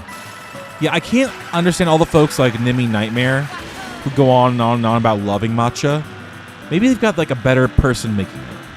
Because we tried our local gas station convenience store kind, and they're pretty good. But they were trying matcha for the first time. And this maybe was like their employees' first time making matcha anything. And to me and my mom, she ordered up like a matcha coffee or whatever it was, matcha latte. I ordered a matcha milkshake, and it sucked. It sucked like ass. I was not a fan. But back to my original points. Costco green tea, good. That blackened see-through green tea, bad. Arizona iced tea, not bad. Refreshing. It was good. It was like water almost, but tastier. Which, I don't know. I saw how much sugar they put into it, which is less than soda, but more than base water, which had me concerned.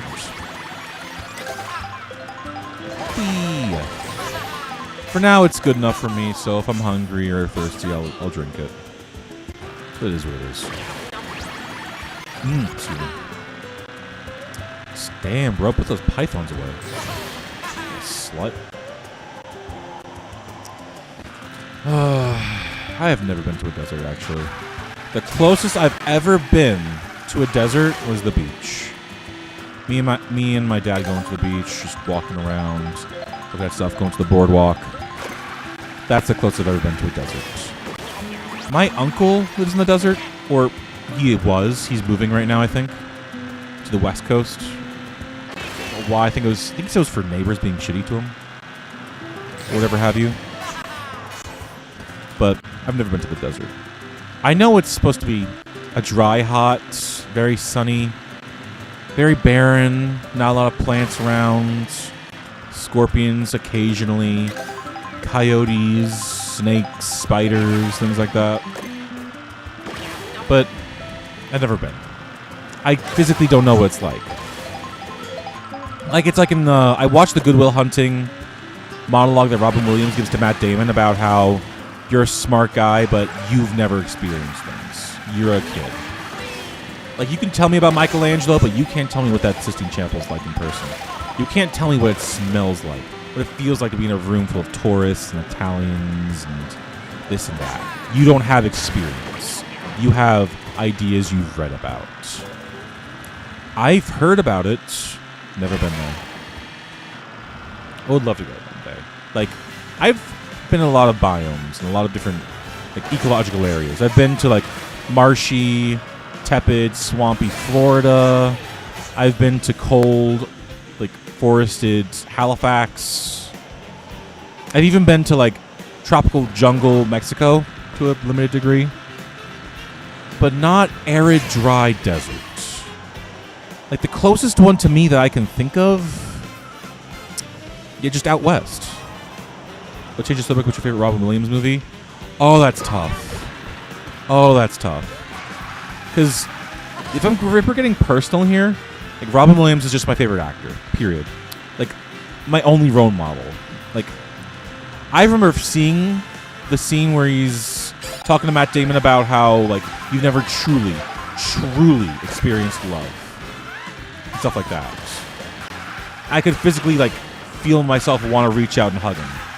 Like, if he was my dad, I would be the happiest man on earth, the happiest guy on earth. Like, I wanted to be him. And if I'm ever told that I act like him or you remind me of him, I would be so happy.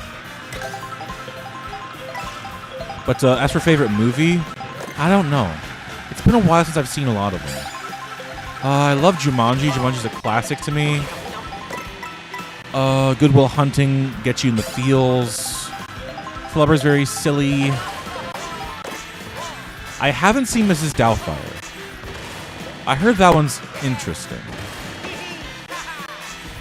I want to see that one just because I'm curious what its take is going to be on, like, divorced parents and, like, stepfathers, stepmothers, all that stuff. Because the easy take out of that is just, original dad, good. Stepdad, bad. Oh, and Dead Poet Society. Oh, my God. That one I need to watch again. I've watched it once. I feel like I didn't get enough out of it. Like, I feel like I should be able to quote that, like, word for word. Like, I always take away Carpe Diem from me. But I feel like I need a second viewing. Might actually be my, like, if I can find it somewhere on streaming services, that might be my next movie night. But I adore Robin Williams. Like, because where every other man in fiction or media is like, we hit problem, good.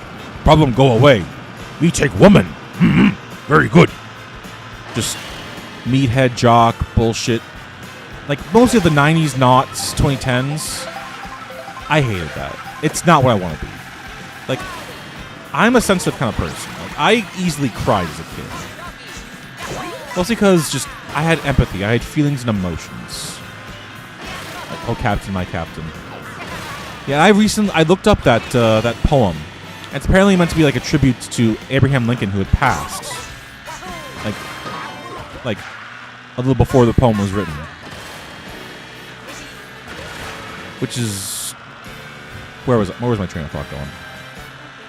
Yeah, I see one person leave the chat, and then it's like, oh god, what was I thinking of? God, hold on. There we go. Go. Like it was all about my Captain. We are here. Progress is done. The long war is finished. But you'll never see the peace, the world you made. It's all very tragic and sad and melancholic. I didn't quite realize at the time it was about Abraham Lincoln. Yeah, Dead Poet Society is good. But I'm not as literaturally inclined as others who might like Dead Poet Society more. But I miss Robin Williams every day. Even as much as I miss him, I really, really hope they do not revive him using AI. Like, I remember there was the one video I think I saw of whoever had passed away recently. Someone used his AI likeness and made a video of him taking selfies with other passed away artists, and that stuff is just disgusting. Like, he didn't sign away his likeness. He didn't consent to it. Like, why would you do this? For Twitter likes? For, like, retweets? Like, brother, let the man be dead. You don't have to dig up his fucking grave, spit on it, and sell it for likes. Like, no. And then there's people on Twitter who are like, I used AI, generative AI, to make a movie of these old pictures of my Meemaw who passed away. I'm like, my brother in Christ, no. Like, use the memories. You're a living human being. Yeah, maybe it might help you right now, but we're in the wild west of generative AI. The millisecond that image gets uploaded to ChatGPT servers, you're going to see, like, I forget what the poem is. Like, someone wrote a small poem about that. Like, I saw on my computer screen Meemaw moving for the first time in 20 years, and it made me cry. And then on my way to work, I saw her selling soap on the big screen, and I cried again. Like, I do not trust anyone in tech, big tech, to not use generative AI for evil, just for pure, profit-driven evil. Or at minimum, just for their own gain. Like, you cannot trust anyone above like a six-figure salary or in high positions of power and influence to not take what generative AI is doing and use it to screw you. Like, you don't believe in cyberpunk dystopian stories? You should, little missy. You're in one. Or at least moving in that direction. But it stinks. Like, AI is a good tool. We can use it for good things. Like, it should not be the artist who makes a masterpiece. It should be the, like, artist assistant who gives all, like, the line work done. Who gets the, like, monotonous details on Spider-Man's suit out of the way. Like, I told you guys before about how in art class we had an assignment who, what's this? A writer, one of my books was taken for Facebook AI without my permission. Oh, Jesus Christ, that's absolute shitty. But, like, in art class in high school, what the assignment we had to do was, we had to, like, find a picture on the internet and draw it by hand using whatever art tools we needed. You're still pissed about it? So, Streamlabs, come on. Hold on. Let me do this. Oh, no. Yeah, no, you're okay then. I was worried Streamlabs was going to give you a harsher warning than that. But apparently it's still tagged pissed with dollar signs. But we had to get a picture online to draw. I chose a snake. Like an anaconda close-up or whatever it was. Because I like snakes and stuff. And my art teacher kind of looked at it and realized that's a lot of detailing you'd have to do. Like, Nullius, are you sure you want to do this? Because other folks are picking logos like backgrounds and simple things. I was like, no, I want to do this close-up of a snake. Also partially because I didn't know what else to pick. So he was like, all right, Nullius, you can do that then. And only afterwards I realized it was a massive pain in the ass. You have to draw every individual fucking scale. I had to do the line work for the scale in pencil. Like, erase all the little mistakes I did in pencil with an eraser. Then draw over all of it again in a Sharpie. And only then could I color it in and make an actual proper work of art. Like, if I had generative AI to help me with the scales at minimum, that would have been great. But I don't want AI to make the whole anaconda for me. Like, it can maybe like do like a color in the picture sort of thing. It can make the art, like the line work rather, the line work. But it should not be making the whole damn picture. That's lazy. It's wasteful because you're using less of your cognitive skills and less of your fine motor skills.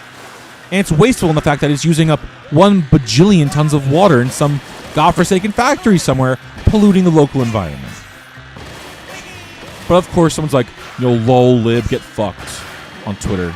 Because all folks on that side of the aisle care about is, lol, get fucked, lib. As long as someone gets pwned or owned or destroyed or whatever, it's all good.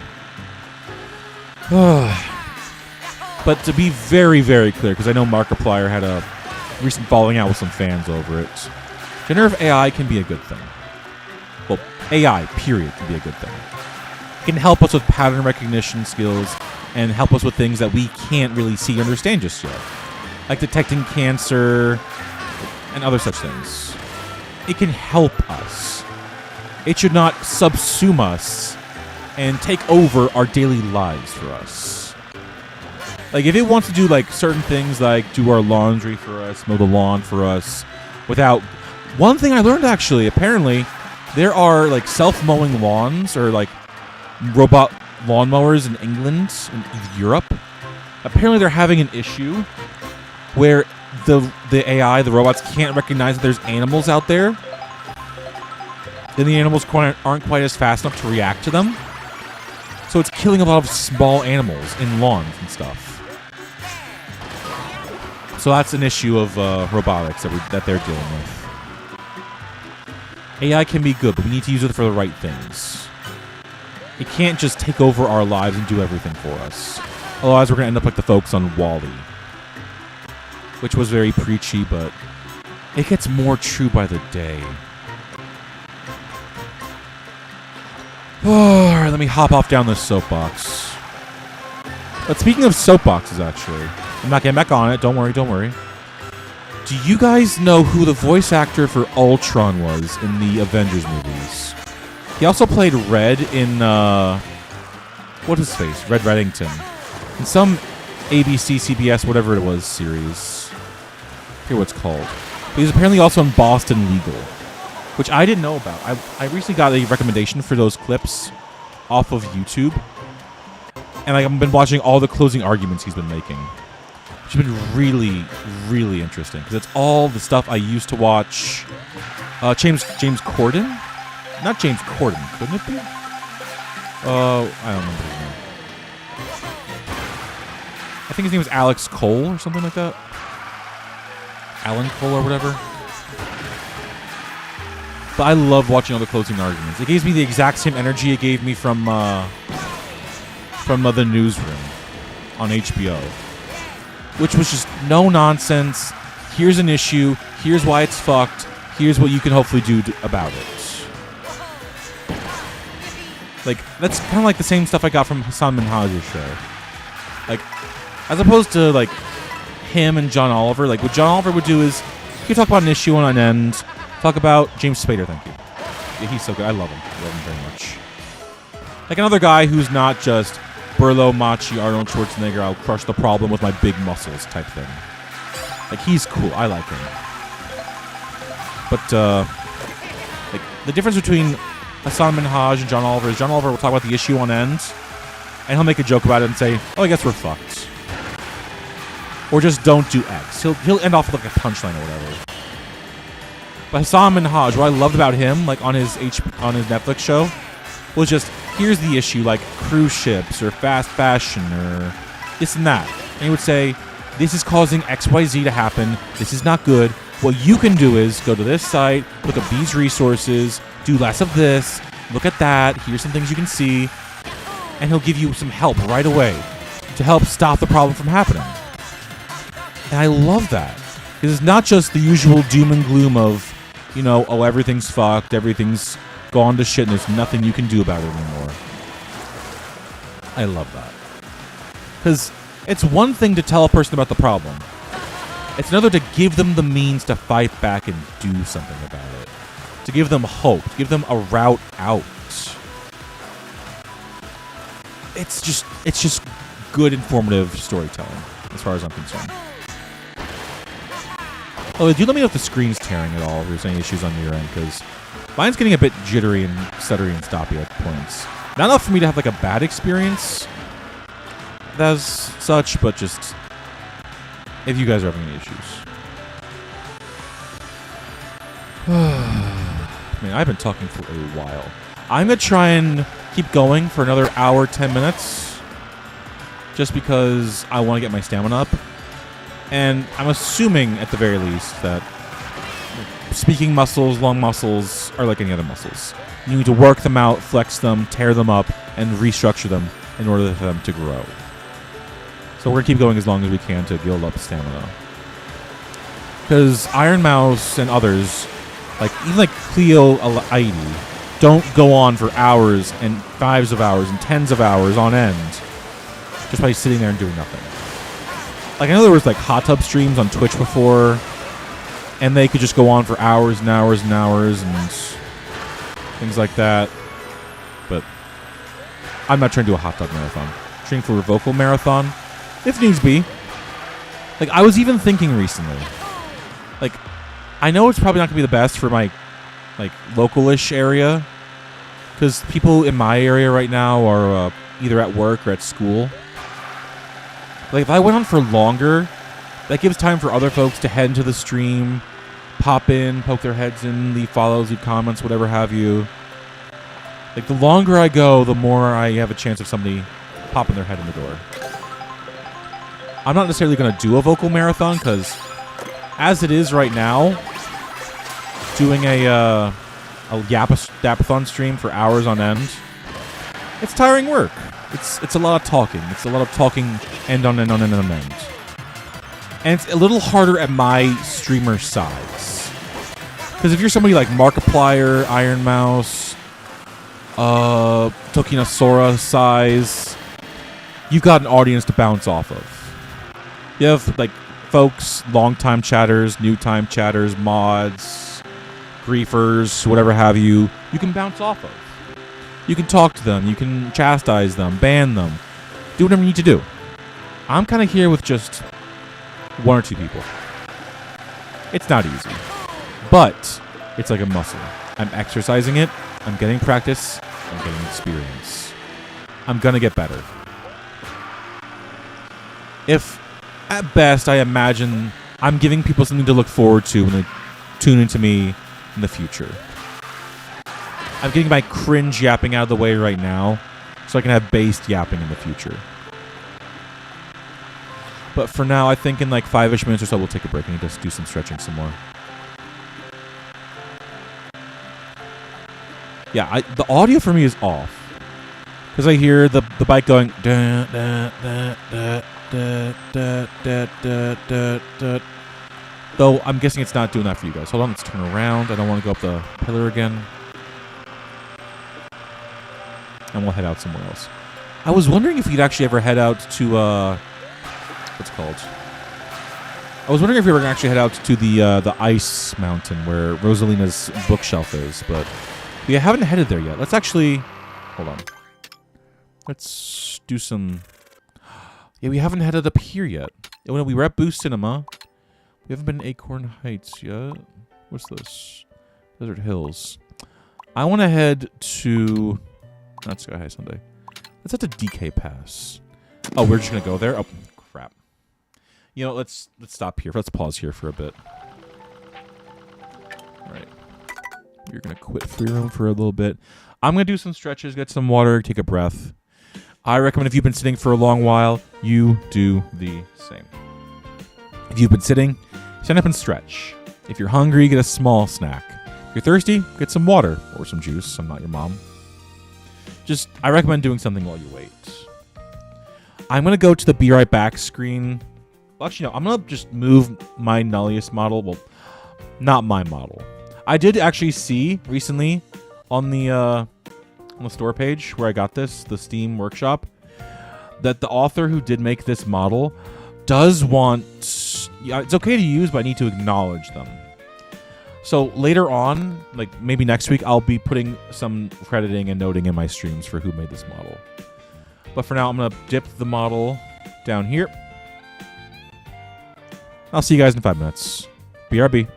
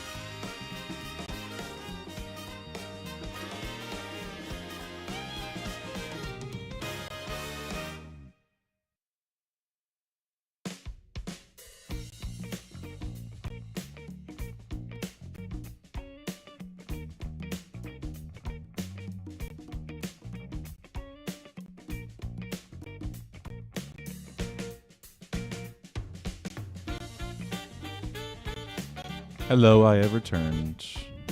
I think I was around here-ish. Yeah, here's fine. Alright, got me some water, got me some stretching. We're ready to go back in. And do let me know if the game has gotten quieter, louder, no change. I have just upped it on my OBS end. I've got game audio a little bit capped, so it doesn't drown my voice out too much. But as I'm kind of leaning into the microphone, I should probably be upping the game volume so I'm not literally drowning out every noise the game makes. Daisies. Daisies. Oh, Jesus Christ. Okay, no change. Okay, I'll assume everything's fine then. Oh boy, oh boy. Man, that really slows me down. I will admit, it is getting a bit tiring. I'm not very used to this. For those of you who've been sticking with me for a while, you know I haven't been streaming for too long. I think I started properly streaming in February, March. Around there. My first attempt was with a Hollow Cure video. And a Hollow Cure, like, less than an hour stream. So I haven't been streaming for that long compared to others like Tricky Wiki, Porcelain Maid, among others. I am a very, very new VTuber. I'm just starting out. So I don't quite have the stamina they do. So it'll take me a while before I am able to stand up with them and stream for 3 hours, 4 hours, 6, 10, however many hours I get. It'll take a while. But it'll be all worth it. At the beginning, I didn't know how to use OBS. At the beginning, I didn't really know how to set games up properly. I had issues with HDR on my monitor, interfering with OBS presentation. And now I don't. If it runs up, I fix it. If I can't fix it, I know how to look it up and try and find a solution. Everybody was new at something once, yeah. Always give the newbies their day. Give them a chance to fuck up, make mistakes, and be wrong. Because if you don't, then, well, first off, fuck you. And second off, you're never going to get somebody who learns. You're going to get somebody who's afraid to fail. And afraid to fail isn't the same as cautious. It's not a good thing. You want somebody who's willing to learn and improve. Not just be afraid to fuck up. Oopsie-doodles. I'm a dead. Oh well. I will get better as time goes on. Whether it's video games, talking, technical skills, social media, what have you. I will always want to improve. Well. Man. Chocolate Luigi. Wait, what? This is a thing? Oh, that's cute. Where can we zoom into? Oh. That's cute, but let's stop there. I don't know. I feel like, honestly, I can relate very much to folks who are new. I feel like I was at my peak ability when I was the old hands at my first job and I was teaching a new teacher how to do things. I could explain well, I could keep people calm, made everything nice and concise and easy to understand. I felt good, I felt confident. Like, when I'm mentoring somebody or teaching somebody the ropes, I feel like I'm the best Nullius I could be. When I'm newbie Nullius, or he doesn't know how to do something, or... I still remember one time I was on the cruise, and there was this course that was teaching us how to fold paper things. And I don't know. It could have been the rocking of the boat that day, or it could have been the fact that I did not like, that I didn't know something right away. But I was so queasy and nauseous from not knowing what to do and having this dude try and teach me that I had to go back to my room and just lay down. I could give myself some grace and probably say it was just the boat rocking, but it wasn't the best feeling. And especially when you're in a new place and there's a hostile, toxic person breathing down your shoulder and calling you an idiot for not knowing how to do something is the worst feeling. I unfortunately, in my second workplace, had a person like that. I'm not going to dox any names or places or whatever, but she was an awful person. I hated her so much. She was rude to everybody. She was racist. Not outwardly enough to get fired, but just enough to where all the Indian employees did not like working with her. She was just such a hostile piece of shit. But everybody except my head teacher, like everybody hated her, except my head teacher, because they both liked Taylor Swift. And she was the only person this teacher was actually nice to. Every time there was any other teacher in the room, hostile glares, scowls, just hostile attitude. Like we were in her house and we just shit on the floor or something. Like, what the hell are you doing? Get out of here. I hate her so much. She was always rude to the kids, rude to us. I hated her. I wish I had reported her to my boss or said something. I should have wrote down half the shit she said, or all the way she was hostile to us. But before I had the idea, she left our job and rehired somewhere else. Target. Why do I care about this guy?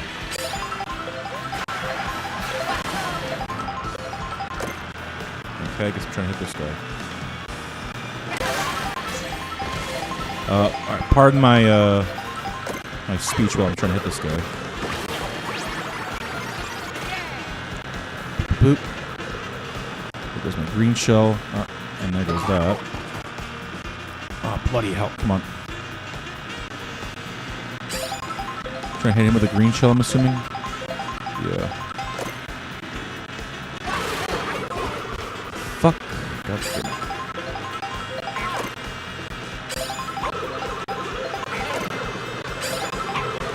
Come on! Oh, come on! What do you mean? Holy hell, this guy.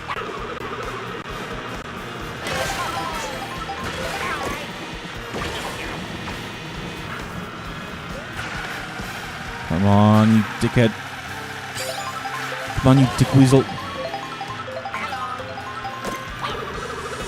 Damn it. But suffice to say, she left our workplace and she went to an actual school district to work. Which I truly hope she had a miserable time working with children. Yes, I am driving a lobster, by the way. Thank you for noticing. Or if you want to be not nice about it, it's a tricycle. It's like a bike with the two wheels in front. I figured it was neato and it was interesting, so I'll drive it. Why not?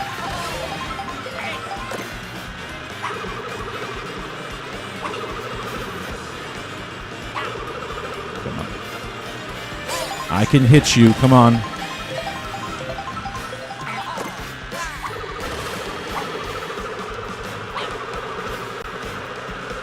Hit him, hit him, hit him. Fudge. There we go. Eat spit. Where are you? Where are you? Let me throw some more at you. Where'd he go? Whee. I do love they actually included some noises now for the green shells that are fairly, my friend's boyfriend or something like that. Looks like the Batmobile. Jeez. Well, I mean, if he's got the money and, you know, he wants it, why not? Like, I want stupid things, too. Like, I want, like, VTuber merch, for the most part. Like, I have too many desk mats. I've got, like, one from Atara Con, one from Hades, and one from Narissa Ravencroft I've got right now. Which I'm still upset that I don't know if I told you guys before this, but I play Helldivers 2 and I get fairly ragey about it. Like, I'm the type of gamer that wants things to go his way. If they don't usually do that, then I end up raging. Not enough to, like, get people upset or worried that I've got anger issues, but just enough.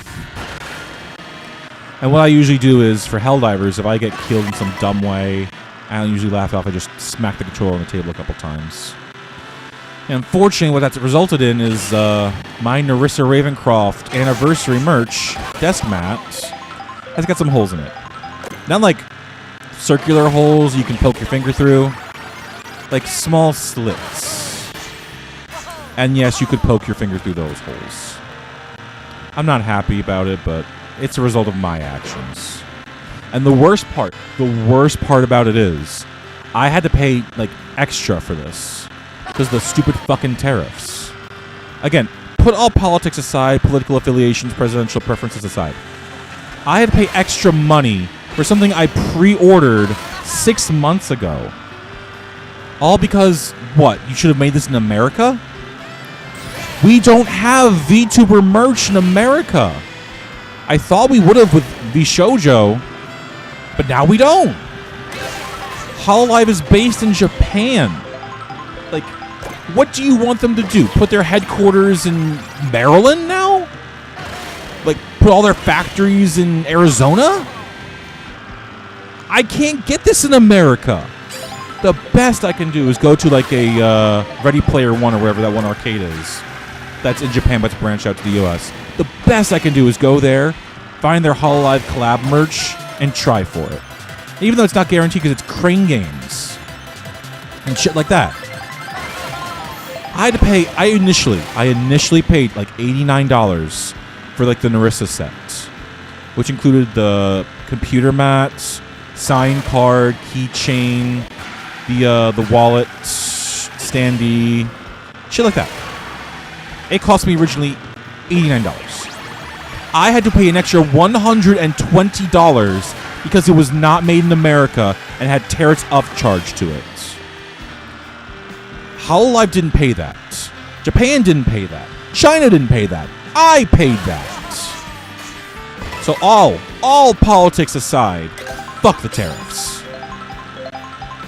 Fuck them to high heaven. They don't help me, they're not helping you. They maybe helped the US government, and that's it. I hate it. Now with the VShojo branch getting destroyed, like, there is no VTuber merch I can get in the USA. No, that's a lie. But Tara Khan, like, her friend Bricky has his own online retailer, and I'm able to get her merch off of that, off of Orchid 8. So that's half the reason I want her Empress merch, is because I can actually get that in the USA. It is not sanctioned by tariffs. So that I can actually get for just the MSRP base price. So I'm not like quitting VTubers because of the tariffs. But until the tariffs get repealed, I can't get Hololive merch. Or maybe Face Connect, maybe. I've been getting into Face Connect recently. I liked Pippa. Like, Pippin is very schizo, very demented. I will admit she uses the R word sometimes. I'm not the biggest fan of it. But she makes interesting content. She's interesting to see, to listen to, and all that good stuff. And if she's interesting, but even a little bit offensive, then I'll listen for the most part. It's like listening to Jeremy Clarkson. Like, I know he's slightly racist, slightly elitist, but he has good opinions about cars and farming. Like, I can take the not quite perfect whole. It's like with Pirate Software and his whole Stop Killing Games initiative. I'll admit I don't have a hat in the ring when it comes to Stop Killing Games. Sounds like a good idea. Maybe we should do it. Pirate Software disagreed and he got canceled for it. Okay. And folks started leaving him en masse. Like, that's fine. He still has good opinions about game design, streaming life, things like that. I will still listen to him and subscribe to him for that stuff. If there's an opinion about Stop Killing Games or things like that, like, maybe I'll listen less. Beyond that, like, I can take the whole. It's not perfect, but I'll take it. But I don't know where Face Connect is based. I know, like, some of the talents are not American. Like, I think Tenma's either half Japanese or fully Japanese because she has a very thick accent that's very hard to miss. But I don't know if they're based in America. I'll have to look that up. I'm only just getting into them now. I'm only subscribed to Pippa, Mari_EN, and Cleo Aidi, and what's her face? And Lumi. Oh, they're in Canada? Did we tariff Canada? Actually, yeah, why am I asking? Of course we fucking tariff Canada. We tariffed fucking islands with penguins on them! With no people! Of course we fucking tariff Canada. So yeah, just Matara Khan for now, I think. It is what it is, man. I'm not in the executive branch. If I was, I'd have certain opinions about how the way things should be getting done. Like, just okay. Politics done. Politics done. Off the soapbox. Put the politics away for family time. For my family time. Beyond that, have you guys ever seen the Northern Lights? In my area, it's not very easy to see. Novel Lady, I do see your comment. I will acknowledge it, but I'm not responding to it right now. We're putting politics aside. But have you guys ever seen the Northern Lights? In my area, again, it's harder to see. Because at best, the places in my area that get auroras when they go as low as they can go is like Maine, Vermont, New Hampshire area. Like upper New England. And I'm not quite there, unfortunately. So in my area, I haven't yet to see the Aurora Borealis. I haven't been to Iceland or Greenland or those areas at all, but I would like to see the Aurora Borealis one of these days. Like, it's been in so many anime, so many TV shows and books and novels and media. And I just want to see it, man. Like, I'm going to be so disappointed if it's just, like, barely visible, barely there. Spent money on the tour, went 3 times, saw nothing. Go back to the hotel and concierge said, "Sir, go upstairs." Oh, did you see it from your hotel room? It's off on the roof of the hotel for free. Nice. Oh, gee. Oh, fuck. Okay, fine. Your life is funny like that. Sometimes you'll pay money for the privilege of going to places and doing things, and you'll get jack shit out of it. And then sometimes you'll go do, like, sit on a park bench for free, and oh, well, that's an eclipse. Money cannot buy you everything, unfortunately. That's a good thing, I suppose. Nature can't be commoditized and sectioned off for only the rich and the valuable. And I love that. To dip my pinky toe back into politics again for a little bit, it's kind of why, like, some people aren't really into solar power. You can't auction it off to the highest bidder, and you can't separate it from, like, the rich and the poor class, and you can't put it into, like, a premium tier subscription plan. It's just there for free for everybody.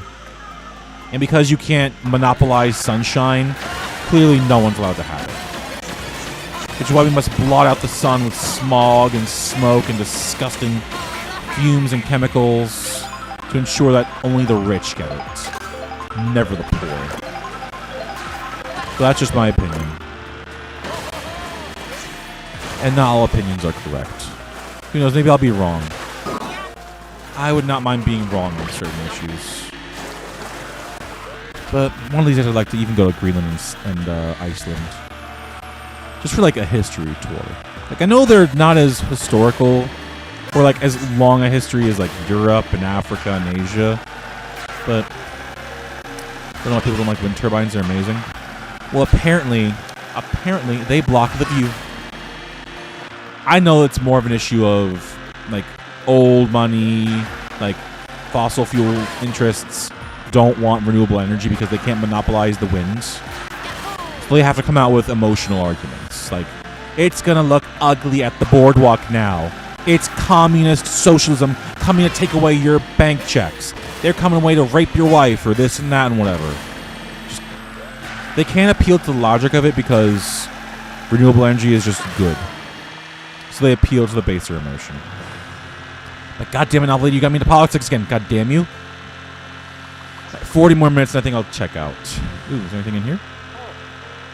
What's this? Oh, we're going on the ceiling. Oh, can I get up here? Nice. What's up here? Just that? Whee! Oh yeah, Iceland and Greenland. Because I know they were colonized by the, like, the Norse to put it broadly.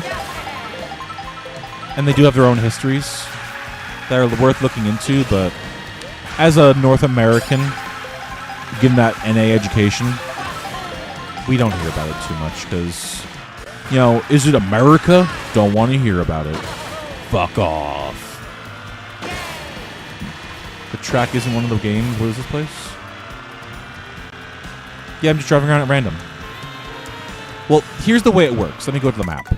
Where is the map? Oh, that's the camera.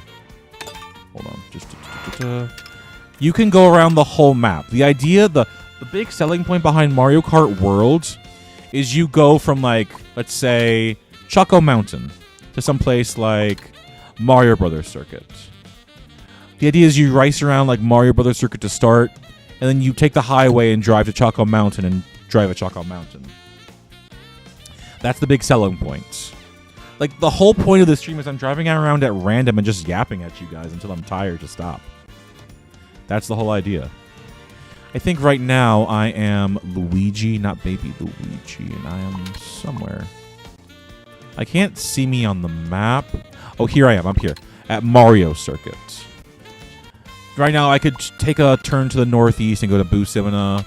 We just came from Acorn Heights. I could then go to Dandelion Depths or back to Moo Moo Meadows. And all this stuff.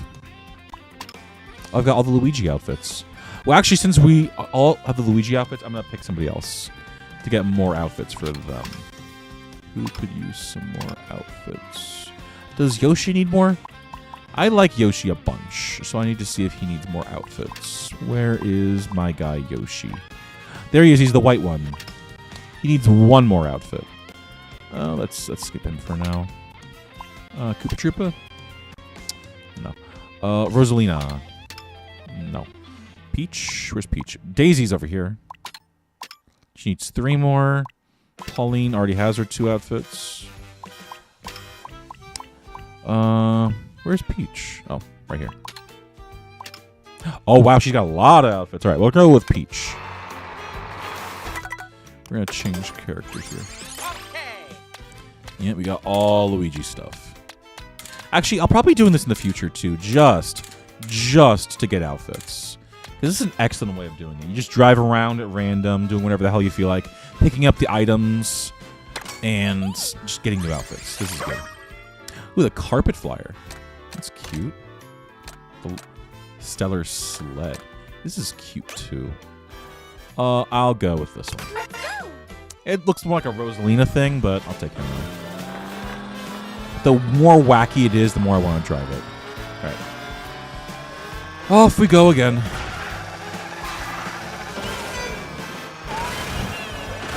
But 38 more minutes to go. How are you guys doing thus far? You guys been sticking with me? I know some folks have been popping their heads in and dipping their heads out. I think it's perfectly fine. Not all streams are going to be to somebody's taste. I was thinking possibly I might try upgrading my setup in the future. Because the way I have it right now is just... I've got me, I've got the game, I've got chat and alerts set up, and that's about it. I don't really have, like, a layout. I don't have socials on screen. I don't have any of that. I was thinking, if I get some time in the future, I might sit down and try and finagle one for myself. Like, I know some folks have really good ones, especially in, like, corpo situations like HoloLive or Face Connect. They've got good ones. Even though Pippo's kind of schizo. But it's something to consider for me. If nothing else, I feel like if I started using more of a... what's it called? If I had more of a set up an actual streaming layout that was more recognizable and high quality to people, I feel like people would stop and drop their heads in more. Might actually, like, stick around a bit. Because in college, I took a lot of psychology courses. I learned a lot about what people expect, what people want to see. When you're a streamer, people expect a certain thing. If you don't quite meet that expectation, then you're unusual. You're weird. You're not quite right. It's why when you see, like, a homeless person with, like, an Apple smartphone, it's a bit odd. Because your image of homelessness is poverty, living day to day, things like that. You don't usually expect that they would need cell phones. But life is a lot stranger than... What is it? Reality is stranger than fiction, sometimes. People like to defy expectations. Some folks don't like that. I find it interesting. That's just the way it is. Come on. Ooh, Pro Racer. That's cute. But I don't know what I would do for it just yet. I figure what I'll do is I'll look at like pro streamer setups, see how it looks. Because the basic idea is they have a chat box in the corner or the sides. They'll have a background image superimposed in the farthest reaches, and then they'll have the like socials on the bottom, and then they'll have the streamer in a corner. And I feel like I could do something similar. I wouldn't be perfectly the same, mind you, because the best stream setups are usually ones you have to commission artwork for. And speaking of artwork, one of the things that like monetization for my channel would allow for would be for subs, I think, and for gifting emotes. Like you could actually get emotes if I number one commissioned them and another one actually applied them. You could earn channel points on my channel now once I do go for the monetization thing. But I have to go through the pack stuff first, so it's not going to happen just yet.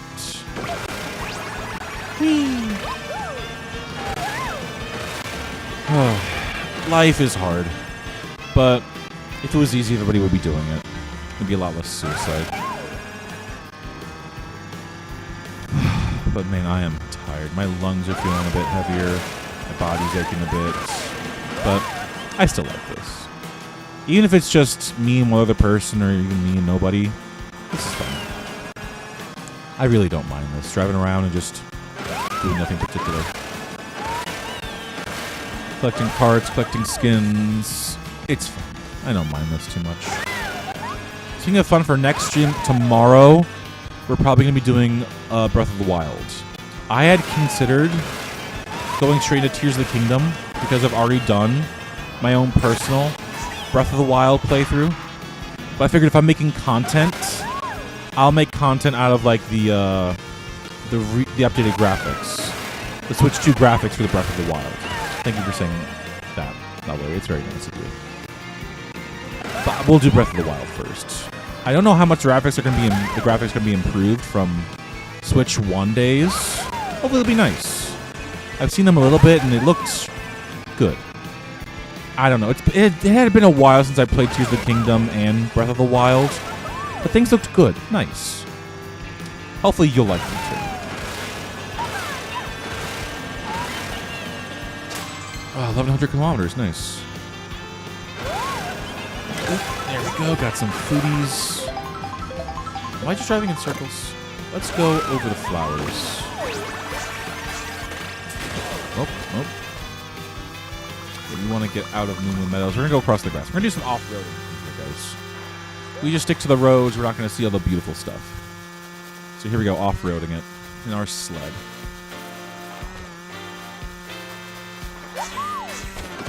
Turnips. Whoa, that's a boy. Ooh. How do you guys feel about flowers? I know they're important. They're good. They're delightful. They're lovely. I could never grow them really myself. I tried. There was one assignment in the first daycare I worked at while she was out on summer break. Or she was on her summer vacation at the time, so I was head teacher.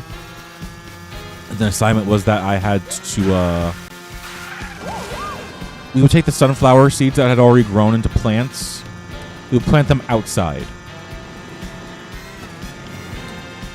It was a bit awkward, but I did it, and they were hoping nature would take care of them fairly well. The boss would water them, I thought, but they didn't do too well, unfortunately.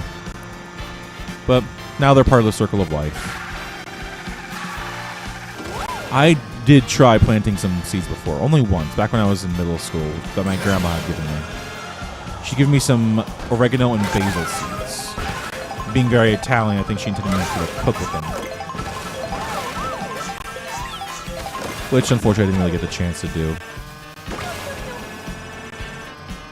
Just wasn't ever very good with that kind of stuff. I didn't really know how to harvest them, how to take care of them too much. But just let them grow, do their thing. And eventually just withered and passed. Is what it is. Oh, cute hat. But suffice to say, my thumb isn't the greenest. My mom definitely is. Like, if you've ever been to my house, there's spider plants all over the place. There's some lily plants. There's a cactus somewhere around here. We have lots of plants around here. So she's definitely the one to take care of that stuff. I think she tried doing like vegetable gardens at some point, or like having some potted vegetables somewhere around the house. And they went fairly well inside the house. But the minute they got a bit big and we put them outside the house, the squirrels immediately dug in them and just ravaged the whole thing. You don't really appreciate how much of a pest squirrels and small animals are until they're digging in your property and eating the food you're trying to grow. But it's nature. It's the way it is. There is no law of the jungle or criminal justice system for rodents. It's just eat and don't die. And if you can do all that, then reproduce. Alright, 30 more minutes. And I'm getting fairly tired, so if I still stay exhausted by 45, like 15 more minutes from now, I'll probably quit there. But for now, we keep going. And actually, while we're at the 30-minute mark, I'll take a quick break again. Just to, hold on. I'll take a quick stretch break. If you guys have been sitting for a while, I recommend you do the same. Hungry, thirsty, go fix that. Bathroom should be somewhere around here. Somewhere in your places, rather. BRB.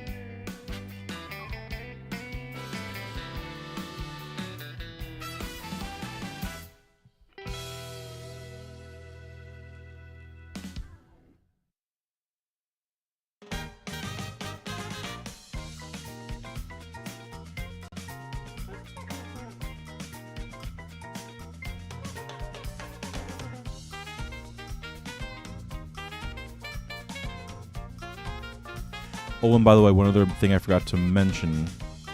It is good news that I'm able to apply for monetization, but it is mostly that I am applying, which does have the connotation of I could fail or be denied my application. Last I had seen, Twitch really runs that kind of stuff based off of like, numbers, the hard numbers. Are you bringing in X number of viewers? Are you bringing X number of commenters? How many people are following your channel? This, that, and the other thing. And like I said before, I don't like to talk about it, but my numbers are low. I started 4 months ago. That's natural. Like, there's no shame in that, but I don't want to like get bogged down in the misery of it. It just is what it is. Oh, let's get back into it. So yeah, before y'all get excited about me getting monetized, I could have my application denied, which again would stink, but it is what it is. For now, just collect some more outfits. Oh my. I cannot wait until the summer is over. Oh, and speaking of summer, I don't know if you guys have been on Twitter lately or you've seen image, like ChatGPT usage dropping in June. Apparently, the main folks who are using ChatGPT and those kind of AI services are just students who want to cheat on their papers, which I find very interesting. Because another thing I had seen on one of Amelie's shorts is that the time she gets the most amount of like haters or folks dropping into her chat to drop like hate messages are usually in the summer days, from like June to September. I think her and Sayu had drawn the conclusion that it was mostly the high school kids and the college kids, like the shitty ones, would drop in, leave hate comments, and then just fuck off. But the minute they had to get back to school, they didn't have time to do that anymore. So, like, whenever it wasn't summer, the hate comments would stop. At least the majority of them would. Which is interesting. Because thankfully I'm not the size yet where I'm getting haters. Because, like, how the fuck are you going to hate me? I've got, like, 2 viewers. Like, little bro, I don't even know you. Like, I'm over here being whimsical in my little Mario Kart game, yapping my heart out. Like, what do you have to hate? I'm not playing Call of Duty or League of Legends or NBA? Like, brother, fuck off. Oop. Oop, oop, oop, oop. And nose switching. Ah. I'm not looking forward to that problem if I ever get to be a bigger channel size, but there's something to think about.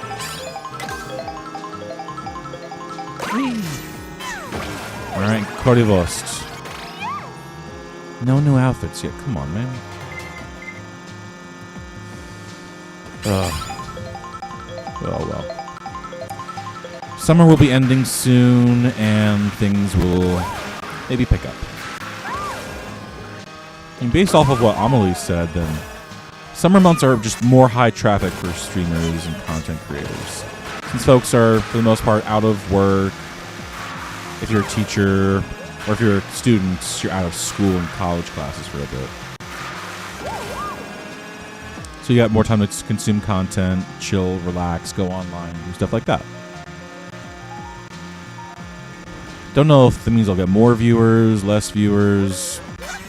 Whatever, man. The main thing as a content creator is don't worry about the numbers. Yeah, the numbers aren't always going to be what you want them to be. Like, I commented on someone's Twitter post about this. Like, sometimes I'll get 20 views on a video, and I'll be very happy about it. Sometimes I'll get 0, and I'll be very sad about it. Like my Hollow Knight stream last night, or rather yesterday. On YouTube, it initially got 0 viewers, I think. And then I look today, I think it had 10. Or like 9 out of nowhere. And I'll need to look into analytics to see how long they stuck around. Because it's one thing if a person dips their head into the stream and just says, not for me, I'll see you later. But if someone sticks around for 15 minutes and actually watches part of your video, that's good, that's progress. You might start to find your people. Because the whole thing about being a content creator is you don't want everybody watching your stuff. If somebody's here looking for Jerry Seinfeld clips and you're posting your COD montage, like, that's not for him. Why am I here? Let me go. Like, I don't want everybody to view my stuff. I want people who want a male VTuber playing vidya games with a deep voice and a VTuber model watching me. I want my people. They haven't found me yet, and I haven't found them. I found some of them. Seems like Kit's one of my people. Novel Lady's one of my people. Hopefully we can find more. Feel like a big old treasure hunt for now. I'm sightseeing. Oh, she's like Rosie the Riveter a little bit. If you're a future content creator in the making, don't worry about finding everybody or getting the biggest numbers. Find your people. Find the people who would support you no matter what. Find the people who would support you, starting out as a prank caller as Sebastian from Black Butler, and then going into like cheap cosplay like wearings from Temu.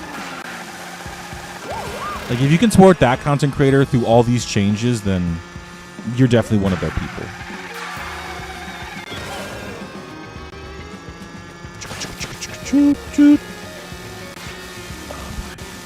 Let's see if I can catch up to the train. Come on, almost there. Oh, here we go. Oh no, I fell off the track. Meh, oh well. There we go. Whee! There we go. Oh, and off into the Grand Canyon.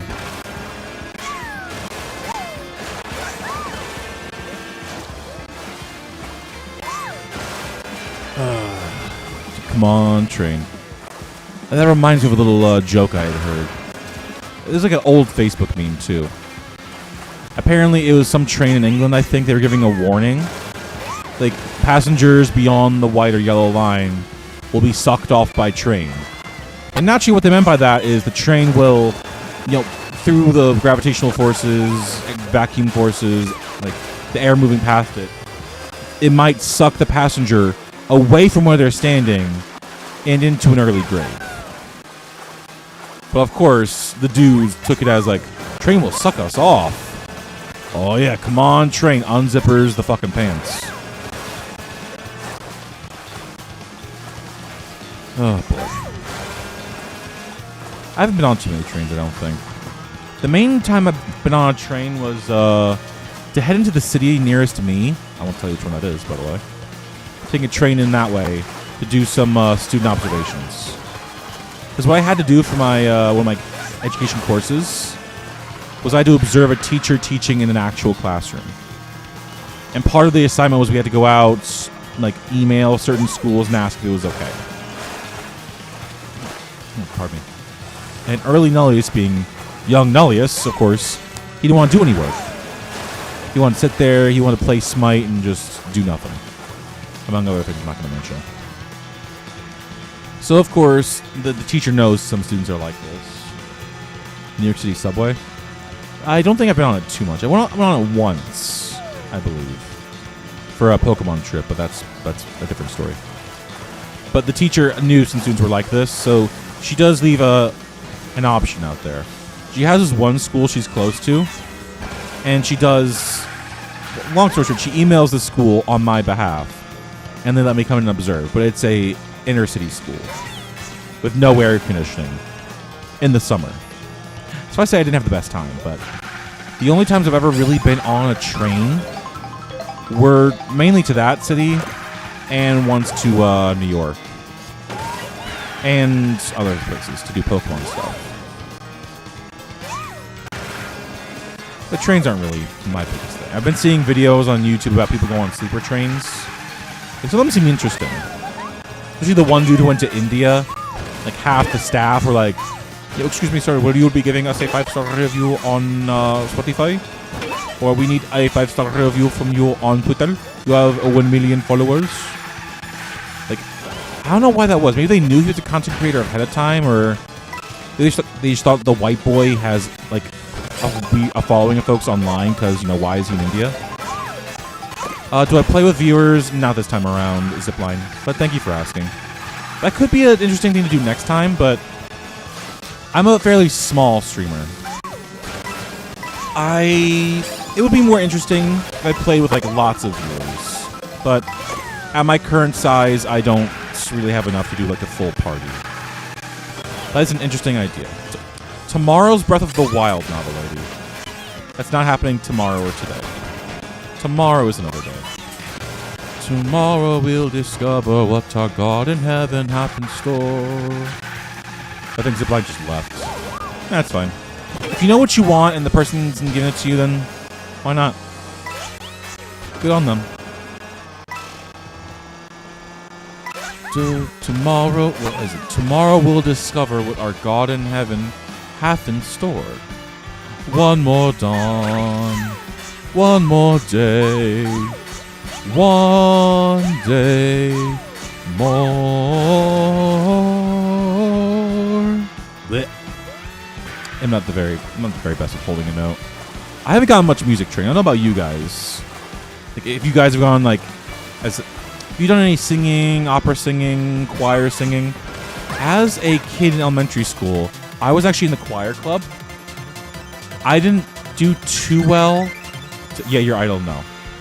Like, I don't remember half that Latin lyrics. But maybe one of these days. It is a... I'll know I've made it if I can sing Your Idol and do it really well. It'd be really nice. Because I know, like, some folks do have covers of them doing Your Idol. I know Amelie just did one. Maybe later. Maybe in the future. I'll need to do more work towards that. What was I going to say? I honestly forget. Whatever. Let's just keep going. We got 14 more minutes till 3 hours. So we're doing fine. Ooh, coins. Yummers. Go, go, go. Although one interesting idea I was thinking about was there are certain games that you can play on both the Nintendo Switch 2 and Nintendo Switch 1. If I set up my Nintendo Switch 1 in my living room, separate from me where I am right now, I could potentially play with my family. I wouldn't be able to get a good audio recording off of them. I could maybe like have them on a Discord call or like a Google Meets call or whatever it is. But I don't know. It's an idea. It's something for future content. If you guys would want to see Nullius' mom and Nullius' little brother, we could probably do like Mario Kart or something together. That would be interesting.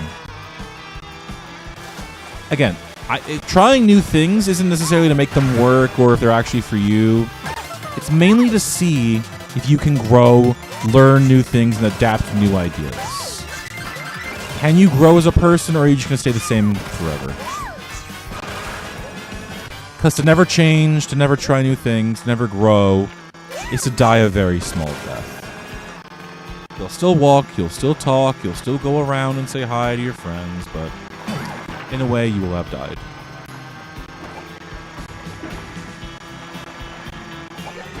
Come on, Pinky. Don't die on me now. There we go.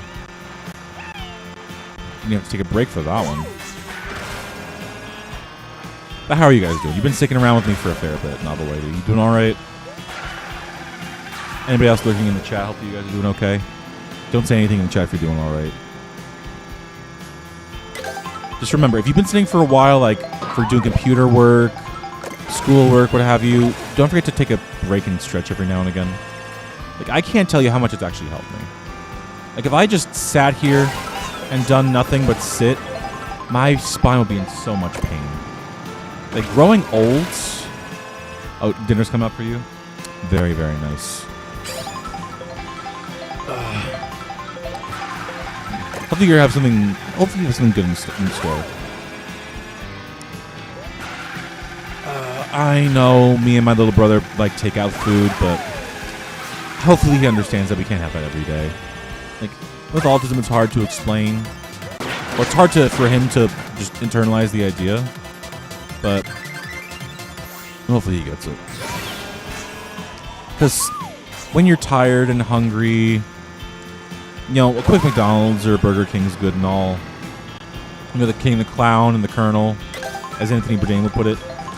They'll suit you in a pinch, but it's not the best. Oop. Hold on, I wanted that one. I don't care how, I want it now. Got favorite dessert, you're asking. It depends. It switches up on the day. Sometimes I like chocolate. Sometimes I like cake. Sometimes I like ice cream. I usually don't like it with nuts. Hold on, I got. Come on, Pinky. I need you to live. Don't unalive yourself right now. The main things I like to have for desserts: carrot cake cupcakes with vanilla frosting is pretty good. That one was a childhood favorite of mine. I like cookies and cream milkshakes. Cookie dough, brownie batter, like off of Ben & Jerry's is good. But then they fired the CEO for siding with Palestine, getting into politics, even though half the reason they're popular is because they get into politics. They actually have takes on things.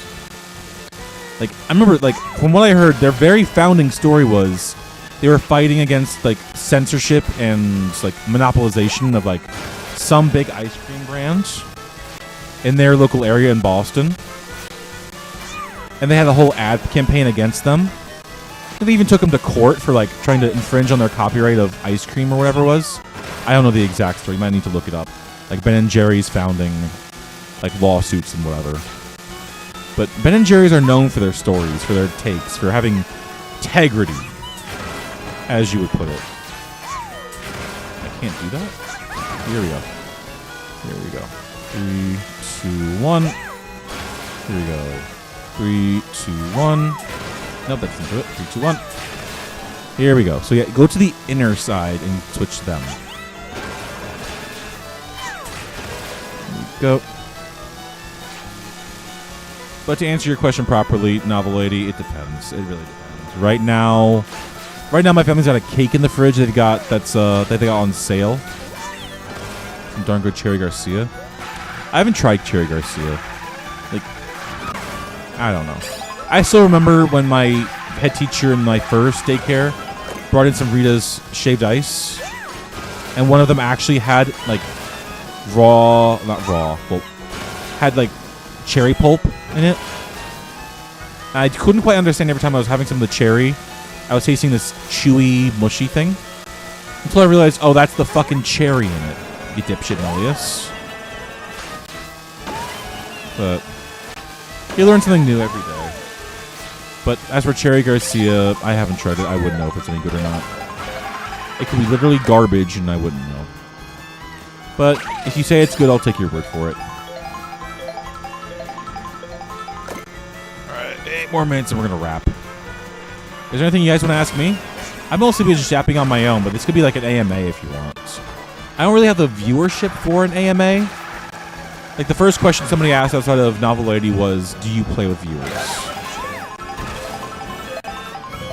But if you guys got any questions for me, let me know. Other than that, I'll just keep zipping around.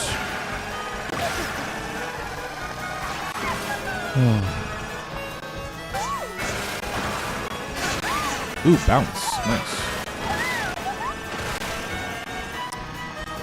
Let's see if I can't find my way to the Magic Frozen Kingdom.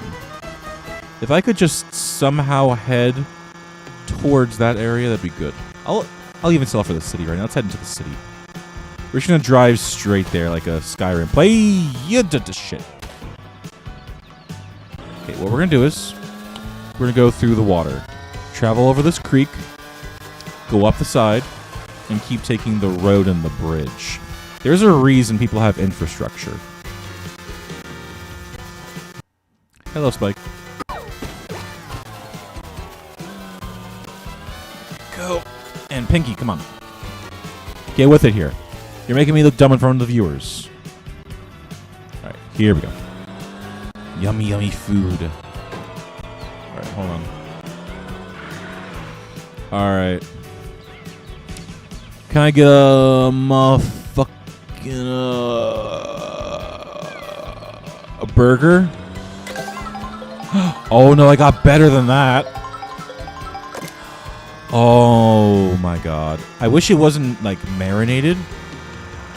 But like, yeah, the road less traveled. But marinated chicken is not my favorite. I'll keep this around with me just because it looks nice. But marinated chicken is not my favorite. It has to be just plain chicken. Chicken tenders too. Like that's the good stuff. Like if I want something saucy, it's got to be a burger. Like I agree with Narissa Ravencroft of Hololive fame 100%. Burgers are the best food. But you have to make them right. If you make them wrong, they're... Oh, my tendies! Oh. Thank you very much for the follow. Ariance52. Apologies if I mispronounced your name. Do let me know if that was wrong. But... Oh. Hey, homie, I love your streaming. It's pretty good. Love to be your fan. Share streaming ideas. Just add me up on Discord. Not a bot, buddy. I will look you up a little bit later today. Thank you very much for the follow. I will consider that. But for now, I'm just going to keep rolling for another 5 minutes and then dip out of the stream. I don't think I've got enough viewership right now to consider rating. So we'll probably end stream in just 5 minutes and not raid. If you guys want more like Mario World content, there are good content creators out there. I will like put out some names if you're curious. But other than that, I'll just be ending. Alright. What can I do with the mushroom? I can zoom with it. I can go with it.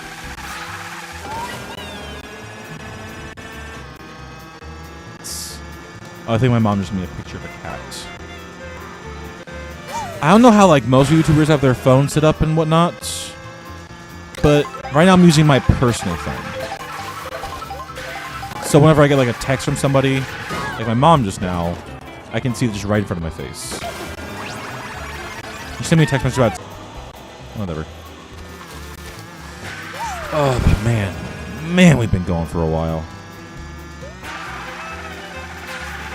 I can't believe some streamers can actually do stuff like this for hours and hours and tens of hours. Like, I'm struggling for 3. I don't have a stamina for this yet. But I want to work on it. I'm going to practice. I'm going to get stronger. Who knows, maybe I'll even do some exercising. That could help. Lung capacity, cardio. Just getting the stamina up would help a lot. Trust me, one of these days, I'll be able to do this for hours on end. Although I know for the most part, people aren't doing straight yapathons. I know for folks like Matara Khan, they'll start with maybe an hour or 2 of yap, end with an hour or 2 of yap, and in the middle is a sandwiched bit of gameplay. And I know, like, for most folks, they do collabs fairly often. Like, it's like the Marvelization a little bit. Like, you can't do solo streams too often. If you want more viewership and this and that and recognition, you need collabs. Like, collabs aren't necessarily a bad thing. It's extra fun you get to have. Like, your usual streamer gets to hang out with someone else's streamer. You get to have a fun time. But I don't know. Like, when you're in a collab, you get to bounce off of each other's ideas and each other's like conversations. When you're by yourself like this, it's harder. And as a smaller streamer with not much of an audience, it's very hard. But that's why we practice. That's why we get better. And who knows? Maybe this Ariance girl will be nice. Maybe they'll have some cool ideas we can hit up. Maybe they're not bots. Maybe they'll be my new best friend. Who knows? But I will be frank. If someone has to start a conversation with, I'm not a bot, then they might be a bot.